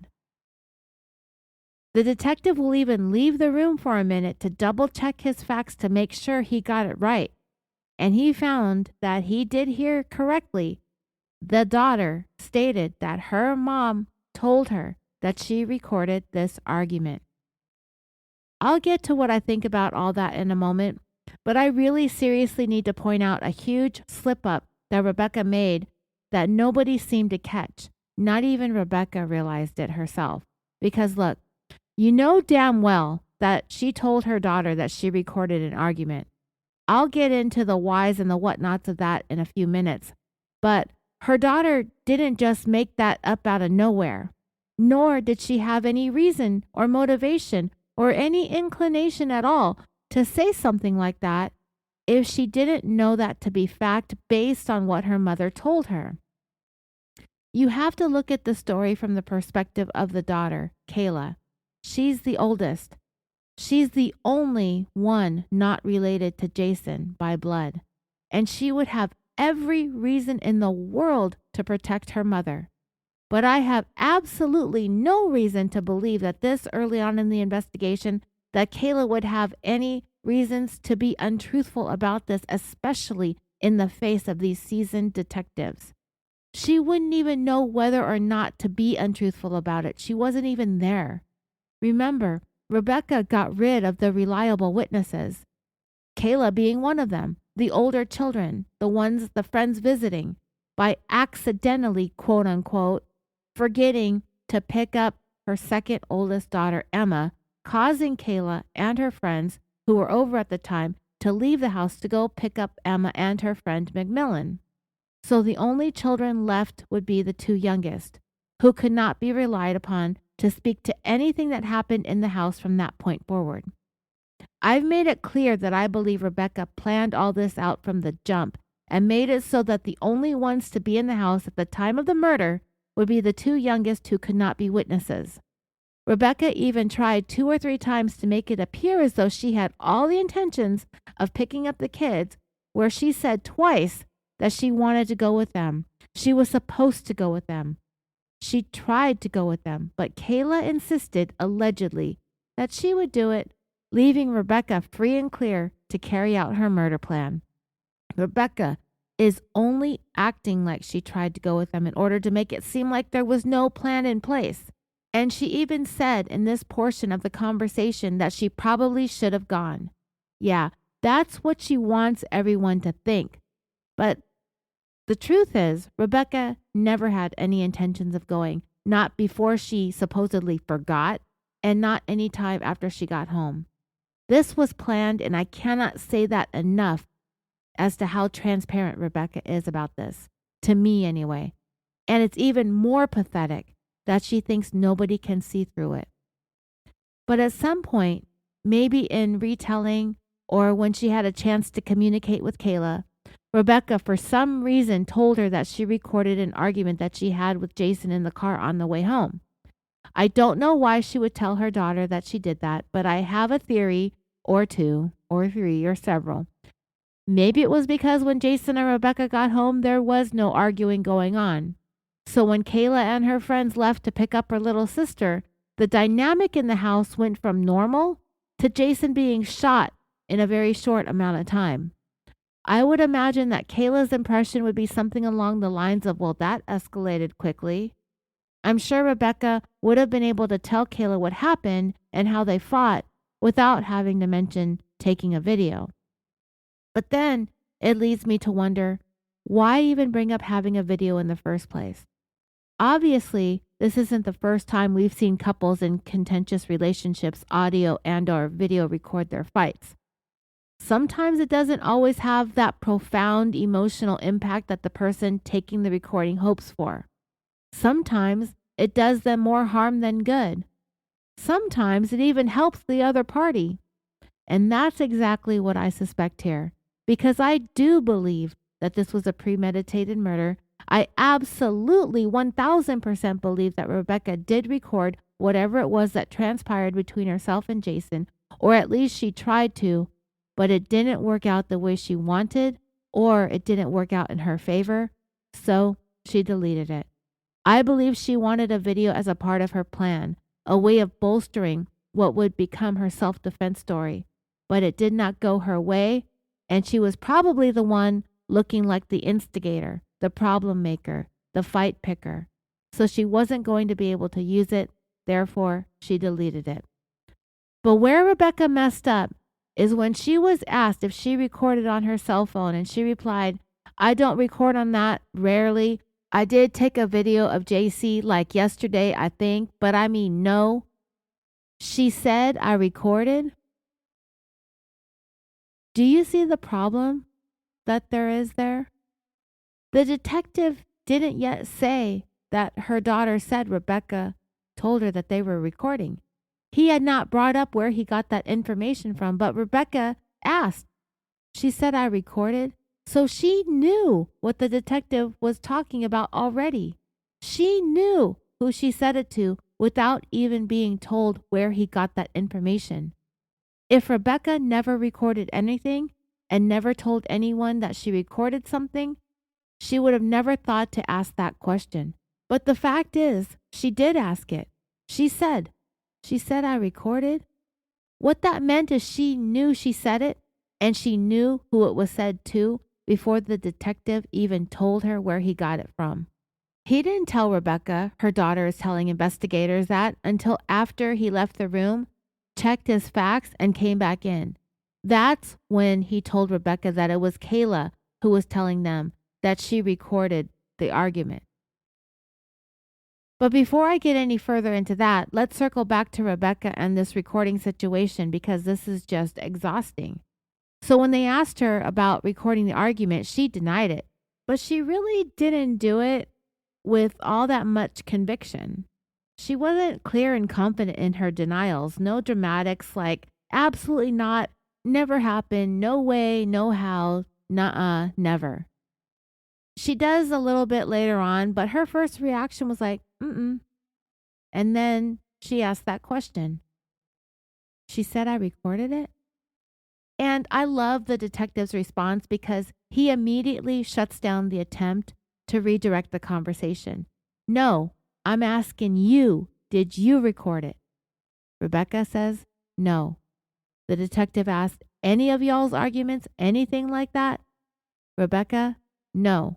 And when I did in the past, it was more so recording the conversation because I didn't want him turning it against, you know." No, Rebecca, we do not know. Please finish the sentence. Use your words. Turning it against who? And furthermore, how exactly? How is this going to be turned against you? Because that little accidental almost confession right there says way more than Rebecca probably ever intended it to. And honestly, woman, do you even hear yourself? If Jason was truly this terrifying, abusive monster that she's trying to paint him as, why on earth would she be afraid of recordings being, quote, turned against her? Wouldn't recordings of his alleged abuse be the greatest evidence imaginable? Remember, she's even the one that said, "If I had a video, I'd give it to you." Wouldn't that be like hitting the jackpot? Crystal clear proof of his temper, his threats, his behavior? But instead, Rebecca's concerns seem to be, actually, I'm fairly certain that I know that her concerns seem to be that the recordings could somehow make her look bad, which is interesting. Very interesting. Because generally the person worried about evidence being used against them is the person who knows they said or did something they absolutely do not want other people hearing or seeing. And I think that's exactly why very little, if anything at all, was actually recorded.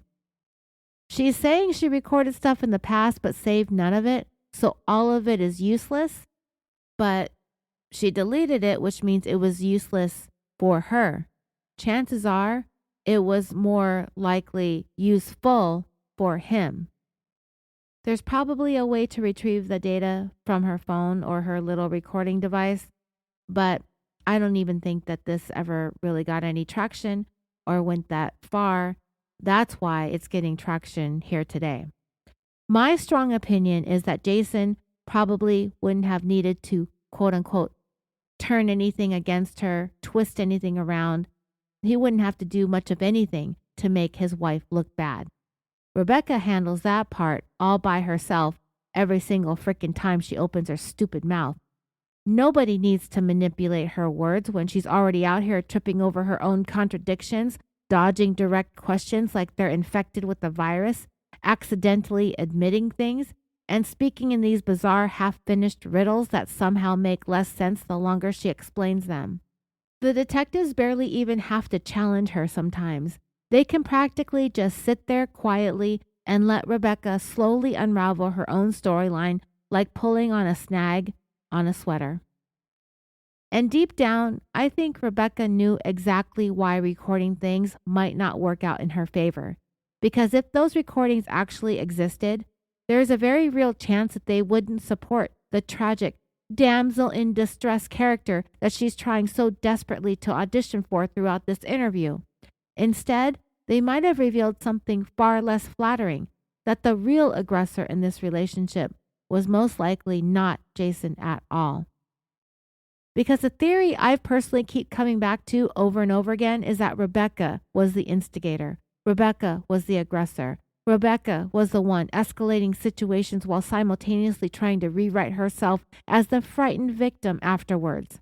And I wish she had recorded that night. I really, really do. Because unlike Rebecca's constantly shape-shifting storytelling, recordings don't suddenly develop amnesia halfway through the conversation. Recordings don't awkwardly change direction every time new evidence appears. Recordings don't start performing verbal hide and seek when the facts stop cooperating. Oh, I genuinely wish that she would have recorded it, because something tells me it would have been a whole lot more revealing than Rebecca ever intended or wanted. So Rebecca did mention that she recorded things in the past, but denied saving them because she didn't want to write, produce, and direct evidence against herself. So he did ask again, "Did you save those anywhere?" And she said, "No, I don't believe so at all." This is when he leaves to double check his facts. I believe possibly with her daughter in the other interview room. He might be looking at his notes or conferring with another detective, but he came back in less than a minute later and asked her a very pointed question. Why would your daughter say that you told her that you recorded y'all's arguments on the way home from eating dinner tonight?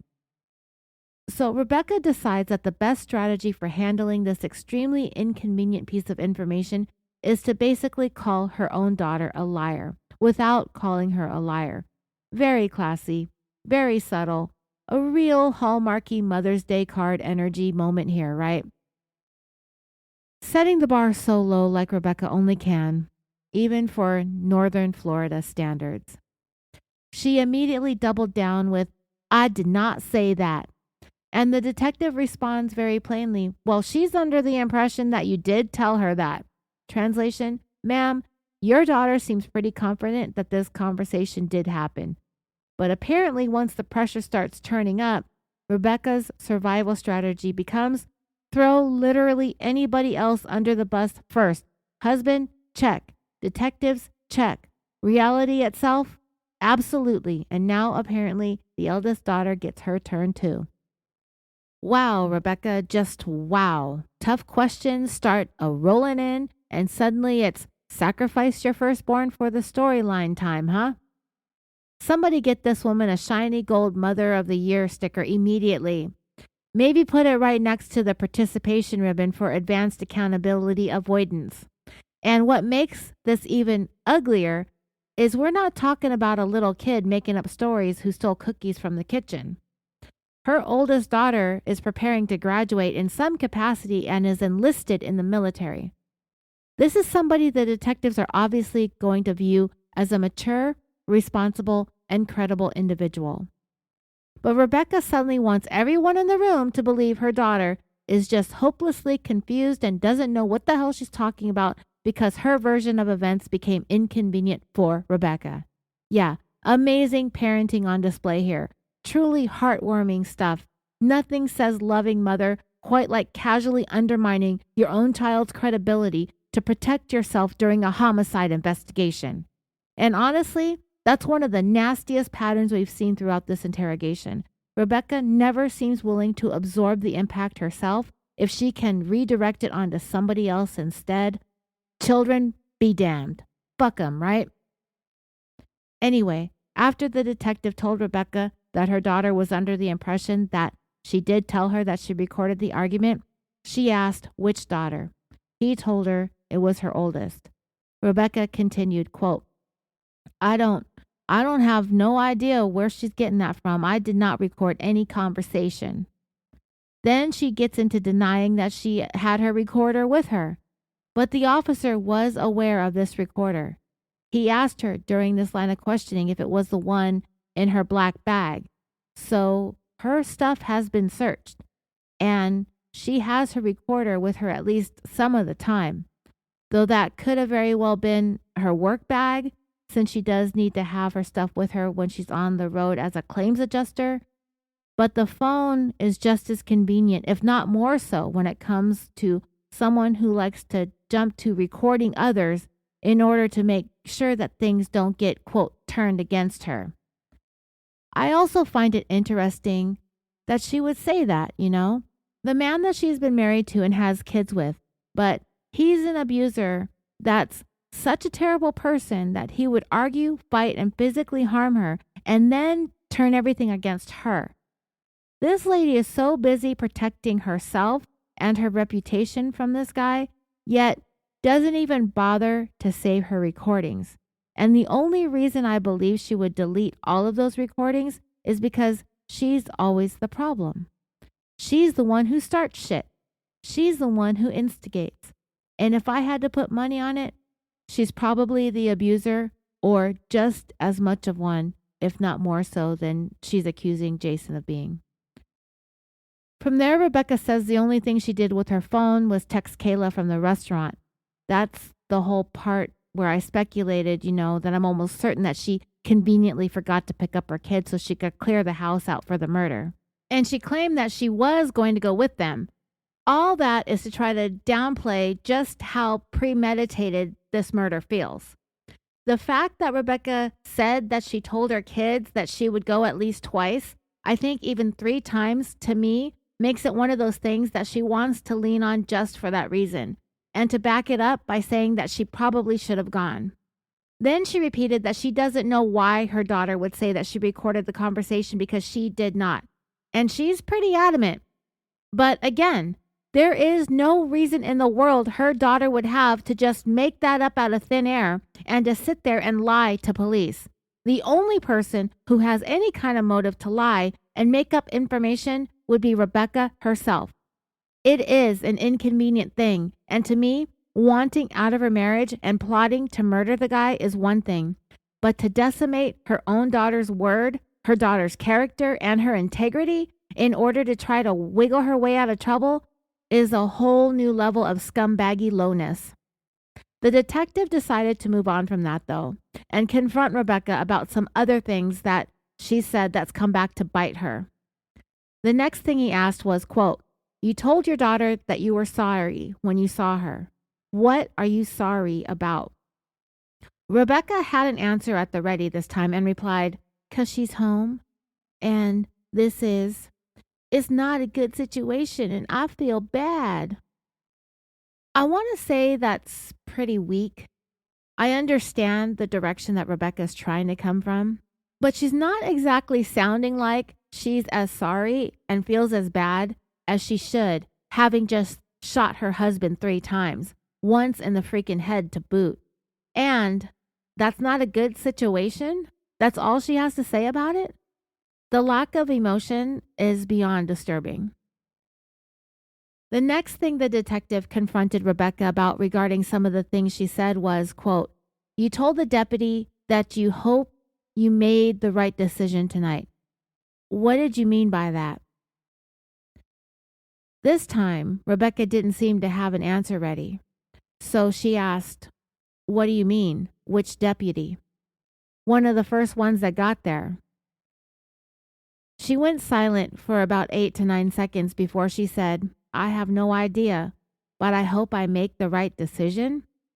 The detective corrected her verb tense by firmly repeating what he said. Hope you made the right decision was what was said. Now, dreamers, here, did you notice what Rebecca did?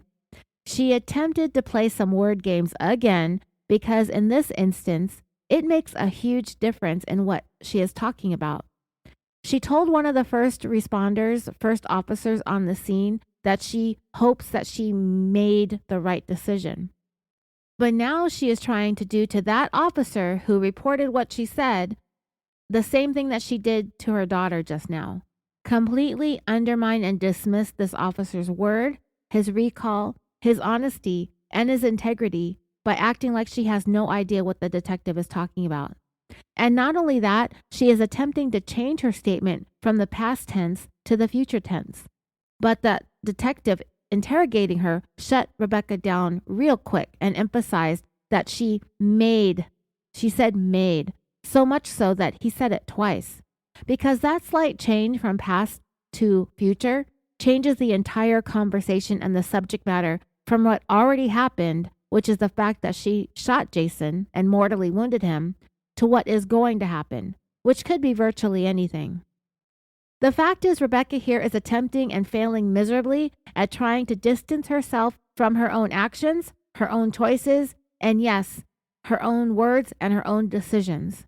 She is literally standing outside the home where she just shot her husband in the back and in the head and telling an officer that she hopes she made the right decision. What I strongly believe is Rebecca was laying more of the foundation of her self-defense story when she told that first responder that she hopes she made the right decision. She is, of course, referring to the decision to shoot Jason. Now, why would she say that? I'll tell you why. It's because she wanted some kind of response from that officer, just like she wants some reassurance and some answers and some responses from these officers that she's been talking to in this interrogation room. Every time she says something and she pauses, she wants something from them. And that's what she wanted standing outside that house. She wanted a reaction, an answer, a response, a reassurance, anything. I don't know what more was said after she made that statement, if any more was said, but I just know for a fact that Rebecca wanted to be asked about what happened inside her home. She wanted to start telling law enforcement that Jason was attacking her and that she made the decision to kill or be killed. She wanted some kind of answer or acknowledgement or even the reassurance that she did make the right choice. But the fact that she even said that sounds slightly like she had that moment of deliberation. She had other choices. She had other decisions that could have been made. She could have taken it down a notch maybe and shot him in the leg in order to incapacitate him. She could have grabbed the phone to call 911. She could have left the house. She said she'd gone to the neighbors in the past. She wanted to be told something like, "I'm sure you did what you needed to do. I'm sure whatever happens, it's going to be okay. You're going to be okay. You did what you had to do." She wanted to hear something along those lines, but she got it from nobody. She's certainly not getting it from this podcast. One of the first things that she had said after she first stepped foot into that interview room that we've been listening to her in for an hour and a half, it sounds more like weeks on end if you just listen to this podcast, right? But it's only an hour and a half long video. One of the first things she said when she set foot into that interview room was she was wondering why nobody was asking her about what happened out there at the scene. It was literally in the first couple minutes of the video.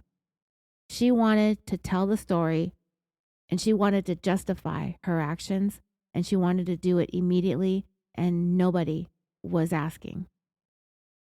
The detective very quickly next asked, "Did you have an opportunity to leave the house when he went down the hallway? Did you have the opportunity to leave the house? I mean, could you have went out the door?" "Could I have? Yeah, probably. I didn't think about that, and my children were back there." Yeah, her children are used yet again to justify her unjustifiable actions. The only harm the children were in was Rebecca.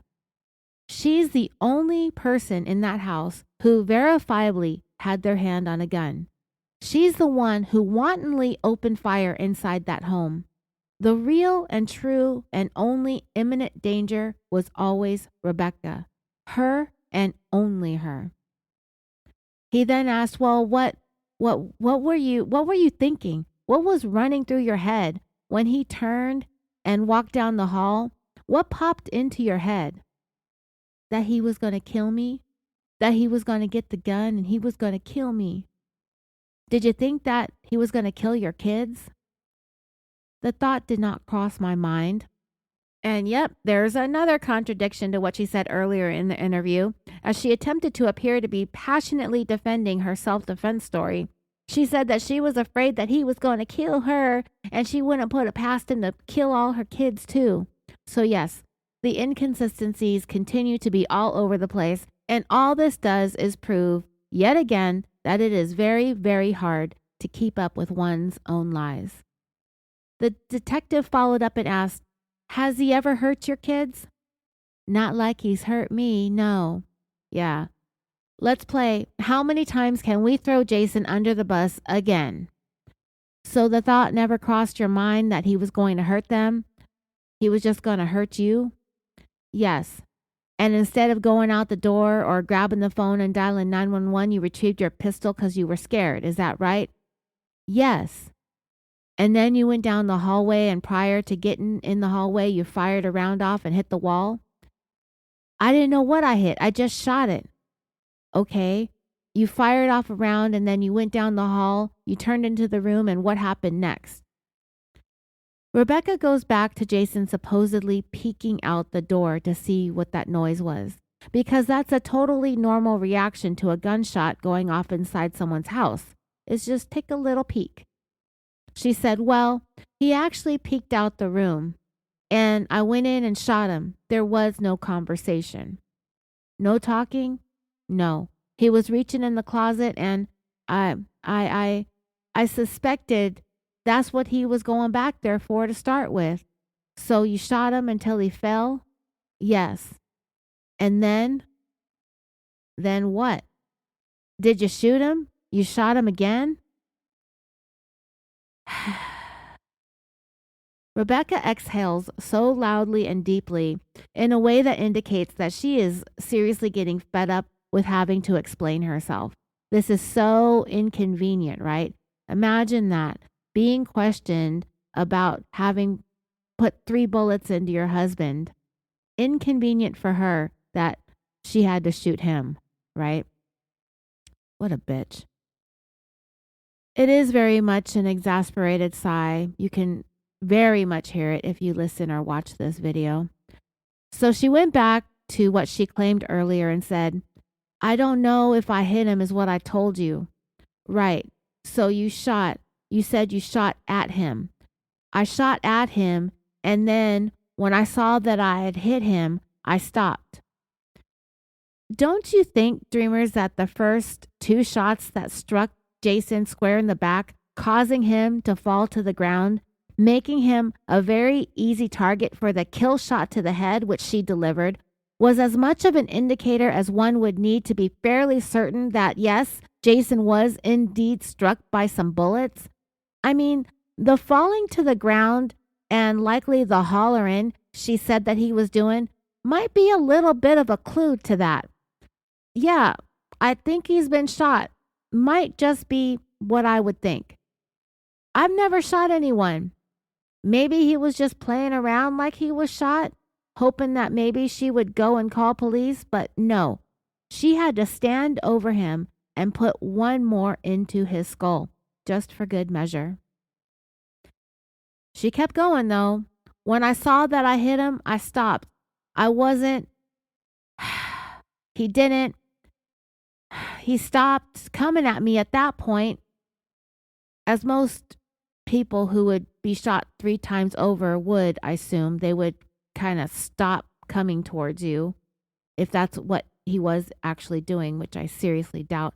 He was looking for something in the closet, and we all know what he was looking for, and it probably wasn't a gun. Okay, and that's when he was laying on the ground? Yes. And you fired another shot, and that's when you saw? No. I shot him until I saw the blood on his head.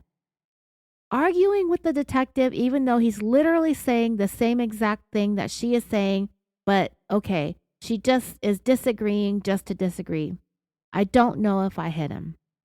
Now the confrontation is getting more and more difficult for Rebecca. So now the detective really starts to stick it to her and says, all right, because it's starting to just change a little bit, so let me jump to this. The money. Oh, dreamers, the money. I have been waiting to talk about this for 5 episodes now. The money. Yes, we all need to know about this money. What lies have you got for us this time, Rebecca Rogers? The detective stated there was some money knocked onto the floor. Rebecca said it was in a money envelope. Not relevant, and nobody's being deflected by your attempts at deflection, but let's go. Okay, whose money was that? Yours or his? It's ours. Okay, do y'all just save it? It came out of our savings last week, 2 weeks ago. Y'all took it out of savings? I took it out of savings and I put it on his side of the closet. I told him about it and I put it in his closet on his side because I didn't want him to think that I was taking money out of the account. Why did you take it out? Let's stop here for a minute, dreamers. All of this sounds super sneaky, underhanded, bizarre, dishonest, and suspicious enough to be wrapped up all into one gigantic criminal egg roll. Nothing about this money scattered all over the floor feels right in any way whatsoever at all. And somehow, Rebecca's explanation that comes next only manages to make it sound even worse. And all of this is exactly why I think that money was a part of Rebecca's overall plan, her diabolical plan to murder Jason by shooting him. Because the more she talks about it, the less believable any of this becomes.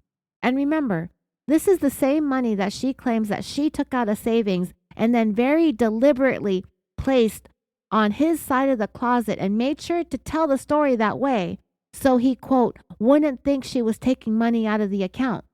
Which is already an absolutely fascinating statement considering that's literally what she did.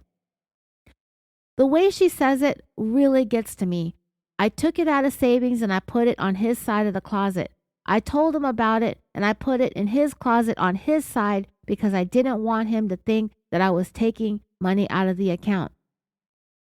Ma'am, you did take money out of the account. That is not a misunderstanding. That is not a false assumption. That is an actual event that actually occurred. You physically removed money from your bank account.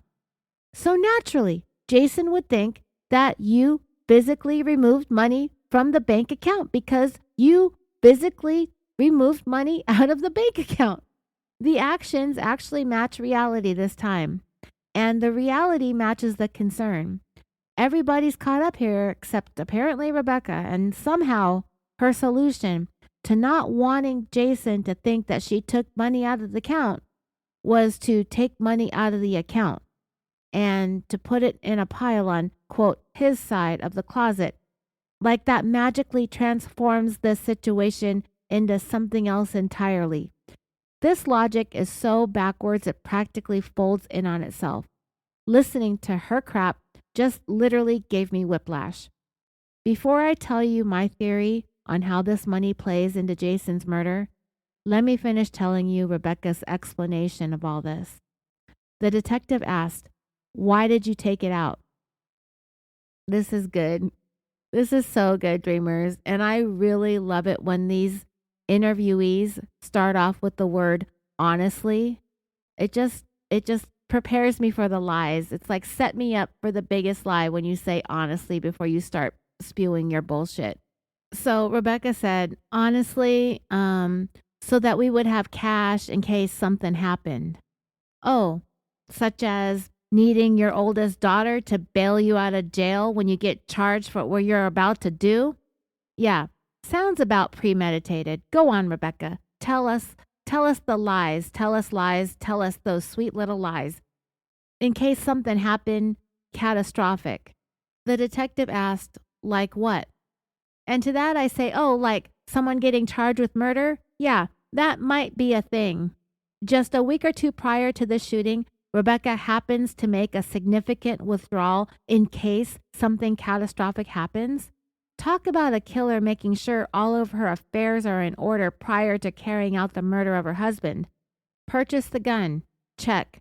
Make sure oldest daughter, the only one who is an adult, is around to take care of the younger kids in case Rebecca is made to answer to shooting her husband? Check. And take money out of the bank so oldest daughter has access to funds in order to either bail Rebecca out, to take care of the household expenses, to take care of the younger children, or all of the above? Check. That's the planniest plan that ever planned if a plan was ever planned, right? After Rebecca said that she got the money out in case something happened catastrophic, and the detective said, like what? Rebecca went quiet for about 10 seconds before he then said, just lay it on the table. Just put it on the table. Let's get through this thing. After laughing a couple of times because Rebecca knows this is going to sound really dumb, she finally worked up the nerve to say, quote, I like have an interest in conspiracy stuff on YouTube, and I saw an interview with a woman, Patty Broussard, and she was predicting a major earthquake, and she showed me a map and was talking about how Florida was going to go down. And I told my husband because she was talking about the grids going down, electrical, and we wouldn't have power. So I told my husband, he thinks I'm goofy about stuff like that. He thinks it's goofy. The detective asked, you watched on YouTube? Well, I watched an interview on YouTube, yes. On the computer? On my iPad. Rebecca went on about this nonsense for a few minutes. I personally got bored listening to her, so I started Googling the things that she was saying, and I literally found nothing. There is nothing on Google with any combination of the terms that Rebecca was claiming to have watched. I looked on YouTube and Reddit and in the archives, and I finally asked ChatGPT, and nothing at all came up. So either everything doesn't live forever on the internet, or Rebecca seriously just made all that shit up on the fly. In fact, let me tell you exactly what ChatGPT said. I could not find any evidence that a specific video by Patty Broussard about earthquakes causing Florida to sink into the ocean actually exists. I searched for combinations of Patty Broussard, earthquakes, Florida sinking, and related claims, and nothing credible or archived turned up connecting her to that topic. That said, the idea itself sounds very much like the kind of late-night disaster/conspiracy content that circulated online for years, especially on YouTube and fringe forums around the early 2010s. There have been various pseudoscientific claims over the years about earthquakes, pole shifts, sinkholes, or parts of Florida collapsing because of limestone and sea level issues, but I could not verify a Patty Broussard video specifically tied to that narrative. So the answer is basically maybe she watched something along those lines, but there does not appear to be a known or publicly documented video matching that exact description. That was ChatGPT's answer. Then I asked ChatGPT who Patty Broussard is or was, and the answer? I could not find a clearly identifiable public figure, author, commentator, or media personality named Patty Broussard connected to this case or to any widely known earthquake/Florida conspiracy content. Based on the context, it is possible Patty Broussard was a relatively obscure local person, someone from a niche YouTube/video channel, a friend/acquaintance Rebecca referenced, or a name being misremembered or misheard during the interrogation. There is a well-known criminal case involving a woman named Patricia Broussard from Louisiana, but that appears to be unrelated to Rebecca Rogers or any Florida earthquake claims. So, at this point, there's no strong public record establishing who this Patty Broussard was in the context Rebecca mentioned. Then I asked ChatGPT this: how serious of a threat are earthquakes to Florida? Florida falling into the ocean or destroying Florida's power grids? The answer? Florida is actually one of the least earthquake-prone states in the United States. So the idea of Florida dramatically cracking apart and sinking into the ocean because of earthquakes is more disaster movie popcorn material than real geological concern. And then ChatGPT gave me a breakdown of earthquakes in Florida, Florida sinking to the ocean, and then told me that Florida is vulnerable to sea level rise, coastal erosion, flooding, saltwater intrusion, hurricanes, and storm surges. So, sudden earthquake collapse into the sea? No. Long-term coastal flooding concerns? Yes. Power grid destruction? This is actually more realistic, though not specifically from earthquakes in Florida. Florida's power grid is much more threatened by hurricanes, extreme heat, cyber attacks, infrastructure failures, fuel supply disruptions. Overall, earthquakes destroying Florida, extremely unlikely. Florida falling into the ocean? No, not in the dramatic way conspiracy videos claim.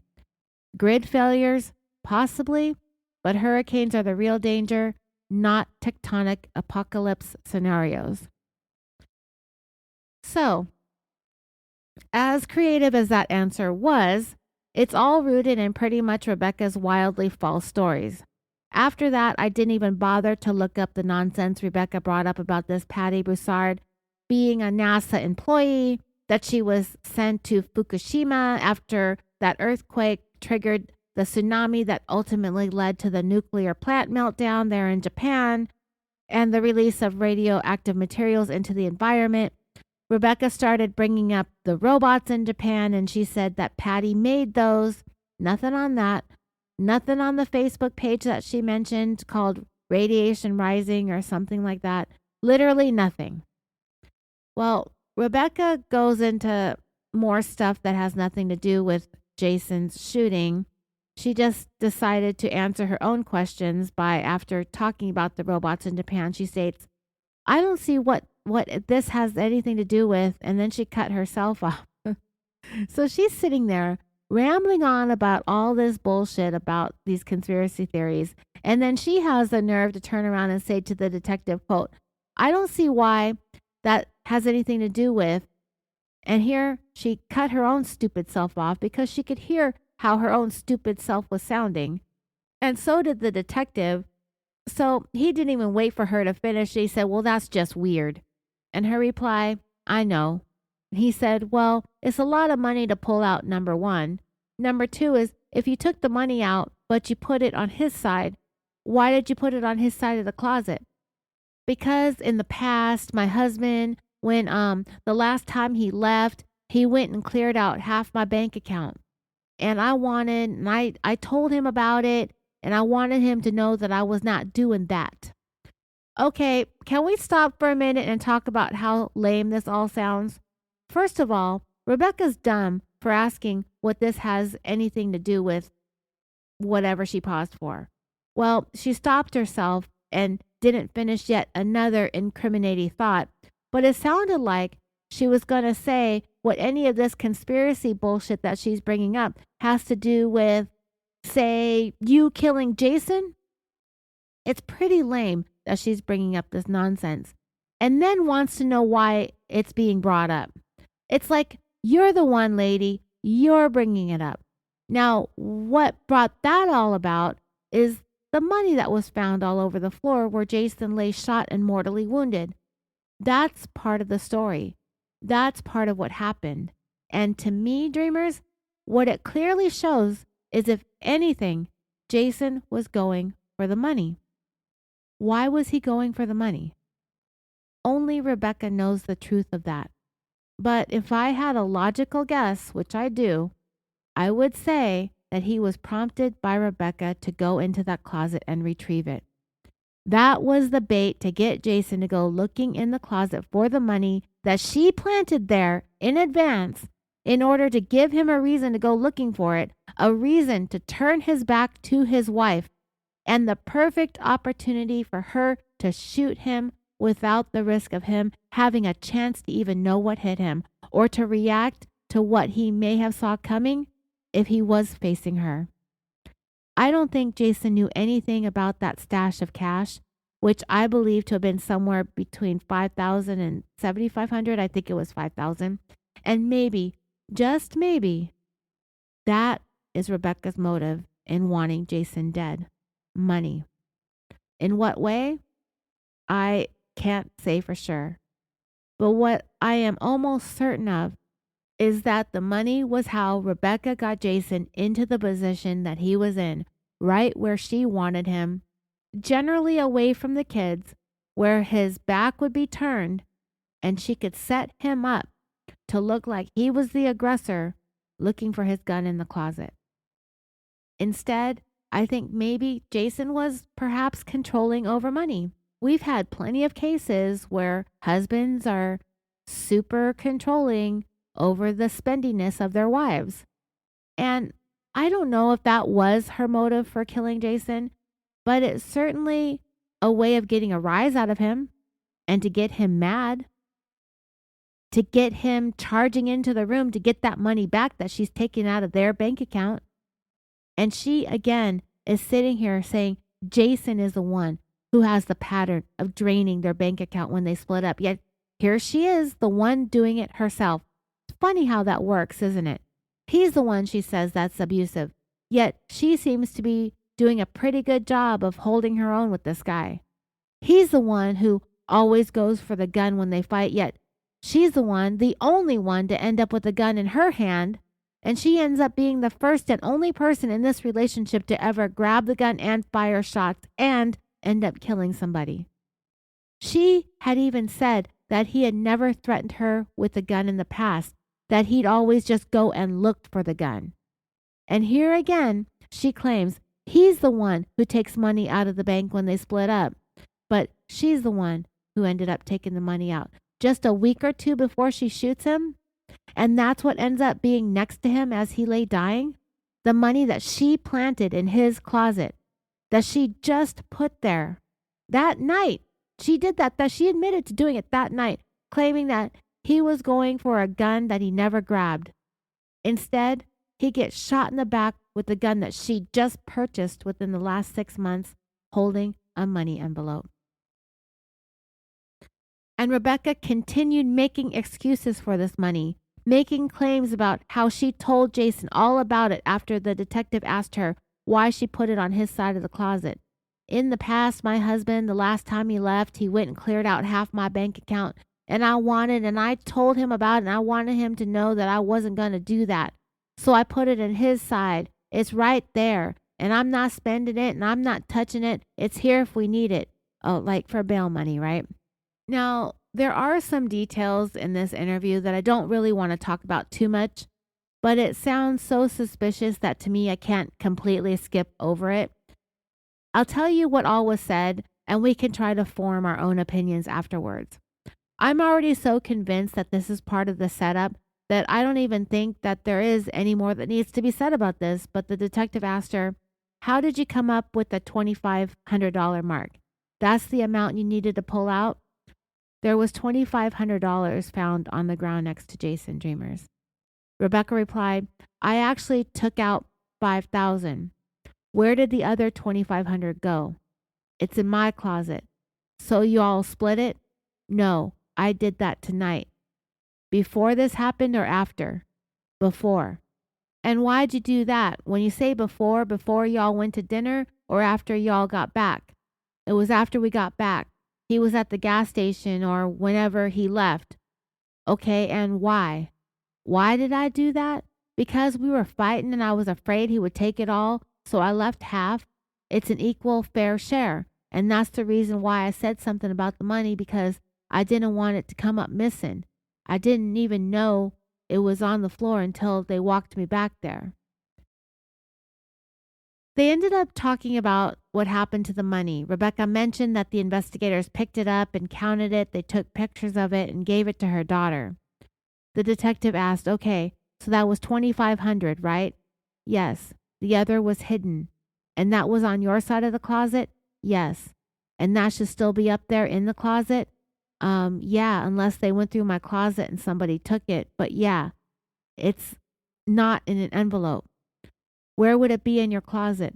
On my side, top, middle, underneath the box? I believe it's there. My side's pretty full of junk. So when he went to the store, did you have it in your mind? What was for you want to split up assets already? Not to split up assets. I was just afraid that he was going to take it. Take it and go where? I don't know. The last time he went to a hotel. Okay. I thought he went to his mom's last time, but whatever. Does he have access to y'all's savings? Yes. He went back on my account when we got back together. So if he wanted to, he really wouldn't have to take it out of the closet. He just could have gone and pulled it from the bank, right?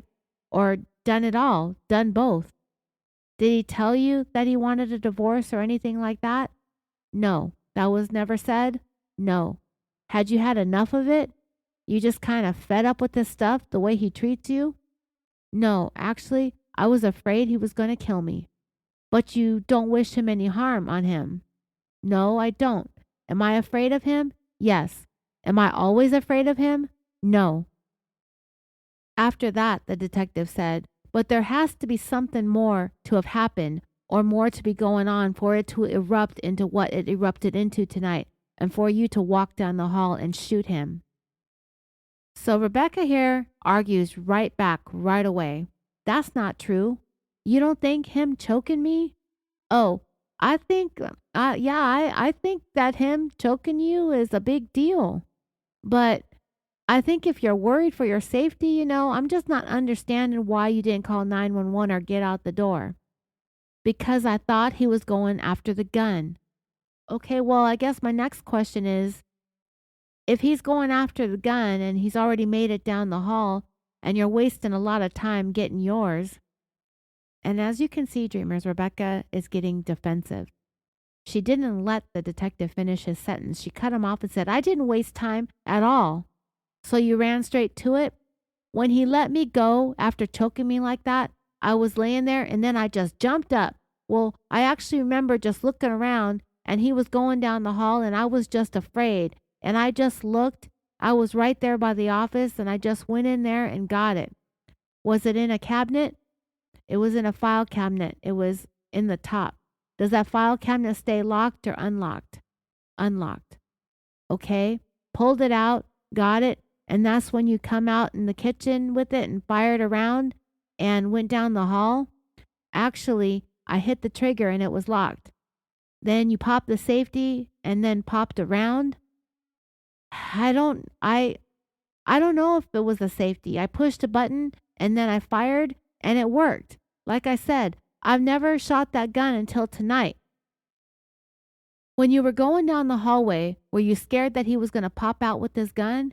Yeah, but I thought that I might have been, I don't know. You pretty much knew you were going to shoot him though, right? Didn't you? I didn't really think about it. It was quick. I mean, of course, in hindsight, if you think about stuff, then you think, oh gosh, I could have done that. I should have done this. I had no intention tonight of getting a gun and killing my husband. But at some point, it came to that point where, and Rebecca cut the detective off again and said, I'm not a violent person. I don't think anybody sat here and said that you were. I'm saying I've never been in trouble. I've never done anything. Were you tired of his abusive behavior? Rebecca lets out another exasperated sigh and said, I didn't even think about whether I was tired of his abusive behavior. What I was thinking was that, oh my God, he's going to kill me tonight. And he just choked you until you almost passed out. I mean, right? Rebecca's voice heightened. She said, yeah, and I'm sore too. I'm hurting. I mean, I'm sore back there. I don't know if he slammed me on the ground. I don't know. No, I'm not as bad off as he is, but I'm alive. And honestly, I mean, I don't know. When he gets in this state, he has this. And she didn't finish the sentence because, of course, once again, she couldn't come up with a lie fast enough. So she pivots to attribute this next statement she's going to say to Jason and said, and he's even said it. When he gets into this state at times, it's like he doesn't know what he's doing. Has he been off his medicine? He's been off his medicine for 4 years. And that's for bipolar? Yes, because he doesn't think he has it. You know what doctor it was that diagnosed him bipolar? That was years ago. We were in marriage counseling and he threatened suicide, or he said he wanted to end his life. So the doctor, the therapist had put him in. And he was evaluated at that time. And then he had some Spanish doctor that he didn't like. And he ended up going to another doctor who left and went to work at Lakeview. The detective, once again, tired of this bullshit, changed topics. All this is really doing is giving Rebecca the opportunity to talk about random stuff that has nothing to do with her shooting Jason, and to avoid discussing the matter at hand. And the detective said, in your house, in your den area, I guess, pass through the kitchen area to the lower area. I guess it's a step down. It's a bedroom. It's Emma's room. No, this big, where your desk is, where your bag was, your work. Oh, that's our living room. There's a bookshelf type of thing, and there's a holster sitting on top of that. Has that holster always been up there? It's been up there for a while because I had my gun up there at one time. The holster was given to me when I bought the gun. And that's the holster to the gun? Well, I guess it's the one that was with it. Okay. I promise, dreamers, this is almost over, I swear. But you know what that holster to the gun being on top of the bookshelf in the living room means to me? It means that Rebecca, if she did have the gun on top of that bookshelf in the living room for a while and kept it in the holster up there, that means it was up high enough for most, if not all people to be unable to see it, including Jason. Even though he was a tall person, it had to have been out of sight, and you would think out of the reach of the children. But here's the thing. It's just another one of those details in Rebecca's story, for one, that has changed slightly. And another thing, a much more nefarious thing, is I strongly believe that Rebecca moved that gun specifically for the plan that I believe she orchestrated to murder Jason. Because first of all, Rebecca has said the entire hour and a half of this recorded interrogation that we've had access to that she bought that gun and kept it in her home office. She said the reason for that was because she spends most of her time in there working. But I'm not so sure I believe that to be the case, especially now since she's changed her story that the gun used to be up there in the living room on the bookshelf. She said the holster had been there for a while. I don't believe that to be true either. I think she did keep the gun hidden up there on the bookshelf. I'm not exactly how their house is situated, but I do think that she would keep it up there in order to hide it not only from her kids, but also from her husband. She probably couldn't keep it in the bedroom since Jason is in there a lot. He might also have access to the home office as well, and he might use that himself. I think it was on top of the bookshelf, maybe behind some fake plants or some home decor, or even maybe some books perhaps. It's a place that the family just doesn't look or pay attention to, right there in the living room, almost like hiding the gun in plain sight, if you know what I mean. Secondly, as the time came for Rebecca to carry out her plan to murder Jason, I believe she moved that gun to the place that was more convenient for her to grab it quickly, which would be in her office, in a file cabinet without the holster. I don't know the specifics of her gun or her holster, but I do wonder why she would move the gun and leave the holster behind in her original hiding spot. Maybe because she knew she was going to be shooting that very gun soon and decided that the holster was an unnecessary potential obstacle to making sure she was able to get the gun as efficiently as she possibly could. But anyway, in the end, Rebecca still continued distancing herself from the gun, along with its holster, by saying that she guesses it was the one that was with it. And with that, the detective saw himself out of the interview room as he was finished asking her questions. He was done, and you know what? So is she. Less than 2 minutes later, a uniformed officer walked into the room and said, "All right, you ready?" "Ready for what?" "To go with me. What's your last name again?" "Rogers."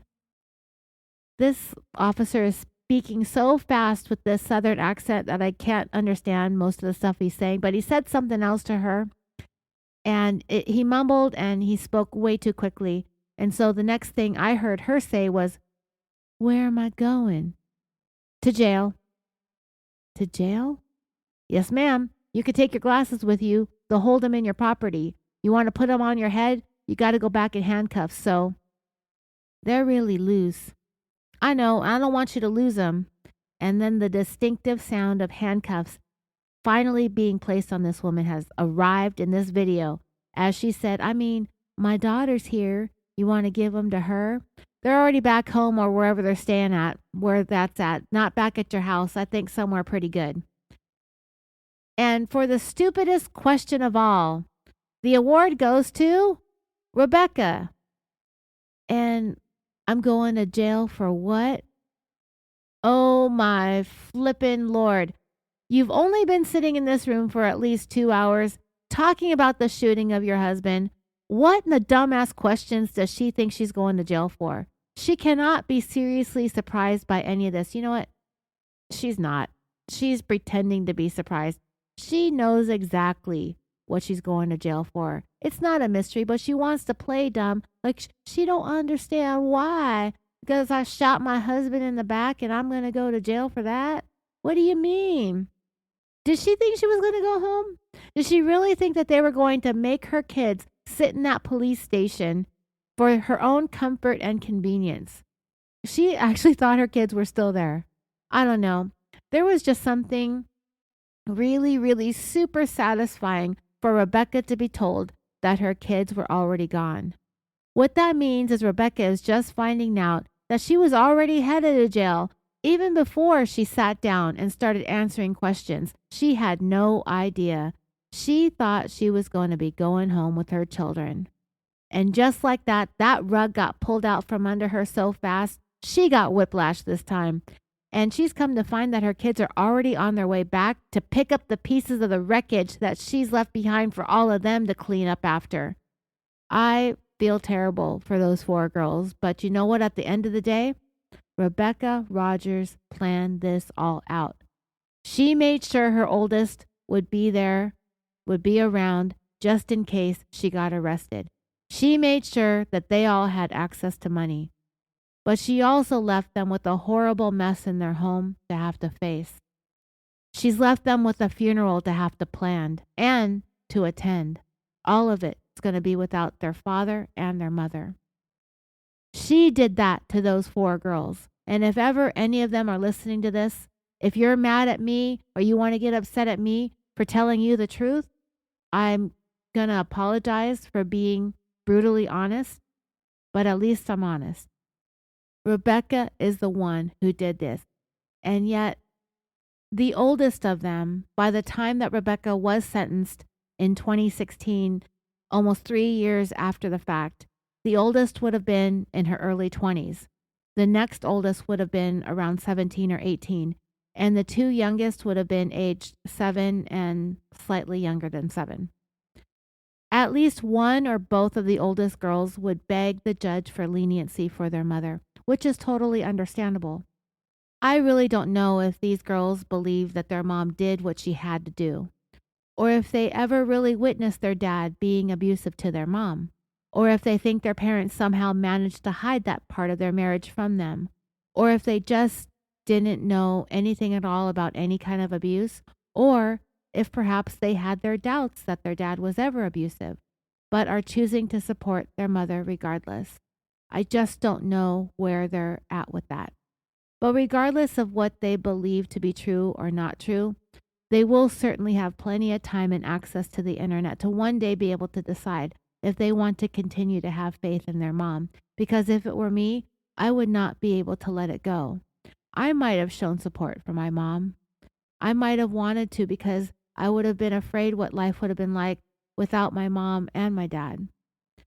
The curiosity, though, would eventually get the best of me. And if they ever watched that interrogation video and came to see it for what it is, I don't know if they would be fully comfortable with the story that their mom has spun.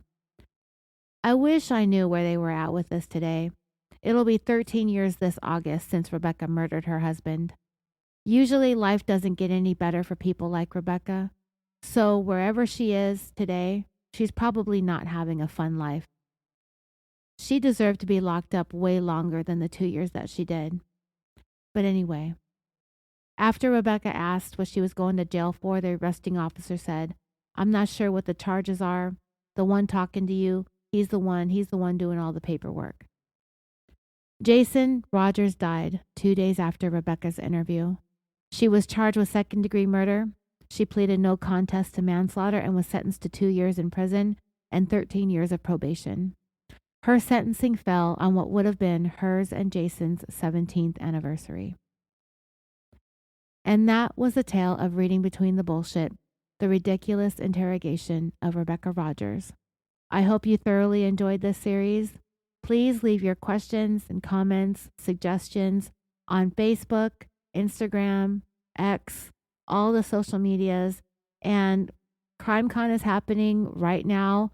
I'm still on the fence about whether or not to show up for one of the days. It's just up the street. I just live a couple miles away from Caesar's Palace. But I got my business to run.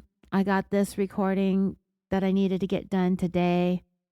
I have a lot more that I want to do, and I'm not getting a lot of buzz from any of the listeners on social media about CrimeCon or anybody interested in going. So I'm not sure. I'm still not sure, but the option is there. And I guess I'll decide once I get off of this and onto social media and see where everybody's at. Anyway, thank you all so much for listening. Thank you for your support. I'm going to do a missing persons case next. It's one that has become very important to me. I've gotten to know the sister of the missing person, and she's a very lovely woman. I enjoy speaking to her thoroughly. Her name's Kathy. She is retired. I think she's retired. I can't remember. She said she was retired or her husband's retired, but they're living their best life right now in the beautiful state of North Dakota. That's where this case takes place, the next one I'm going to talk about. And I'm so looking forward to telling you about this story and getting back on Patreon. I did not expect this to take 5 episodes, but in some ways I'm kind of glad that it did. It's been very cathartic for me. It's been an outlet. I've been kind of going through some stuff in the personal life. It's not even my stuff, it's other people's stuff. So there's that. But anyway, thank you all again so much. I love you all. And as always, until next time, take care, be safe, and sweet dreams.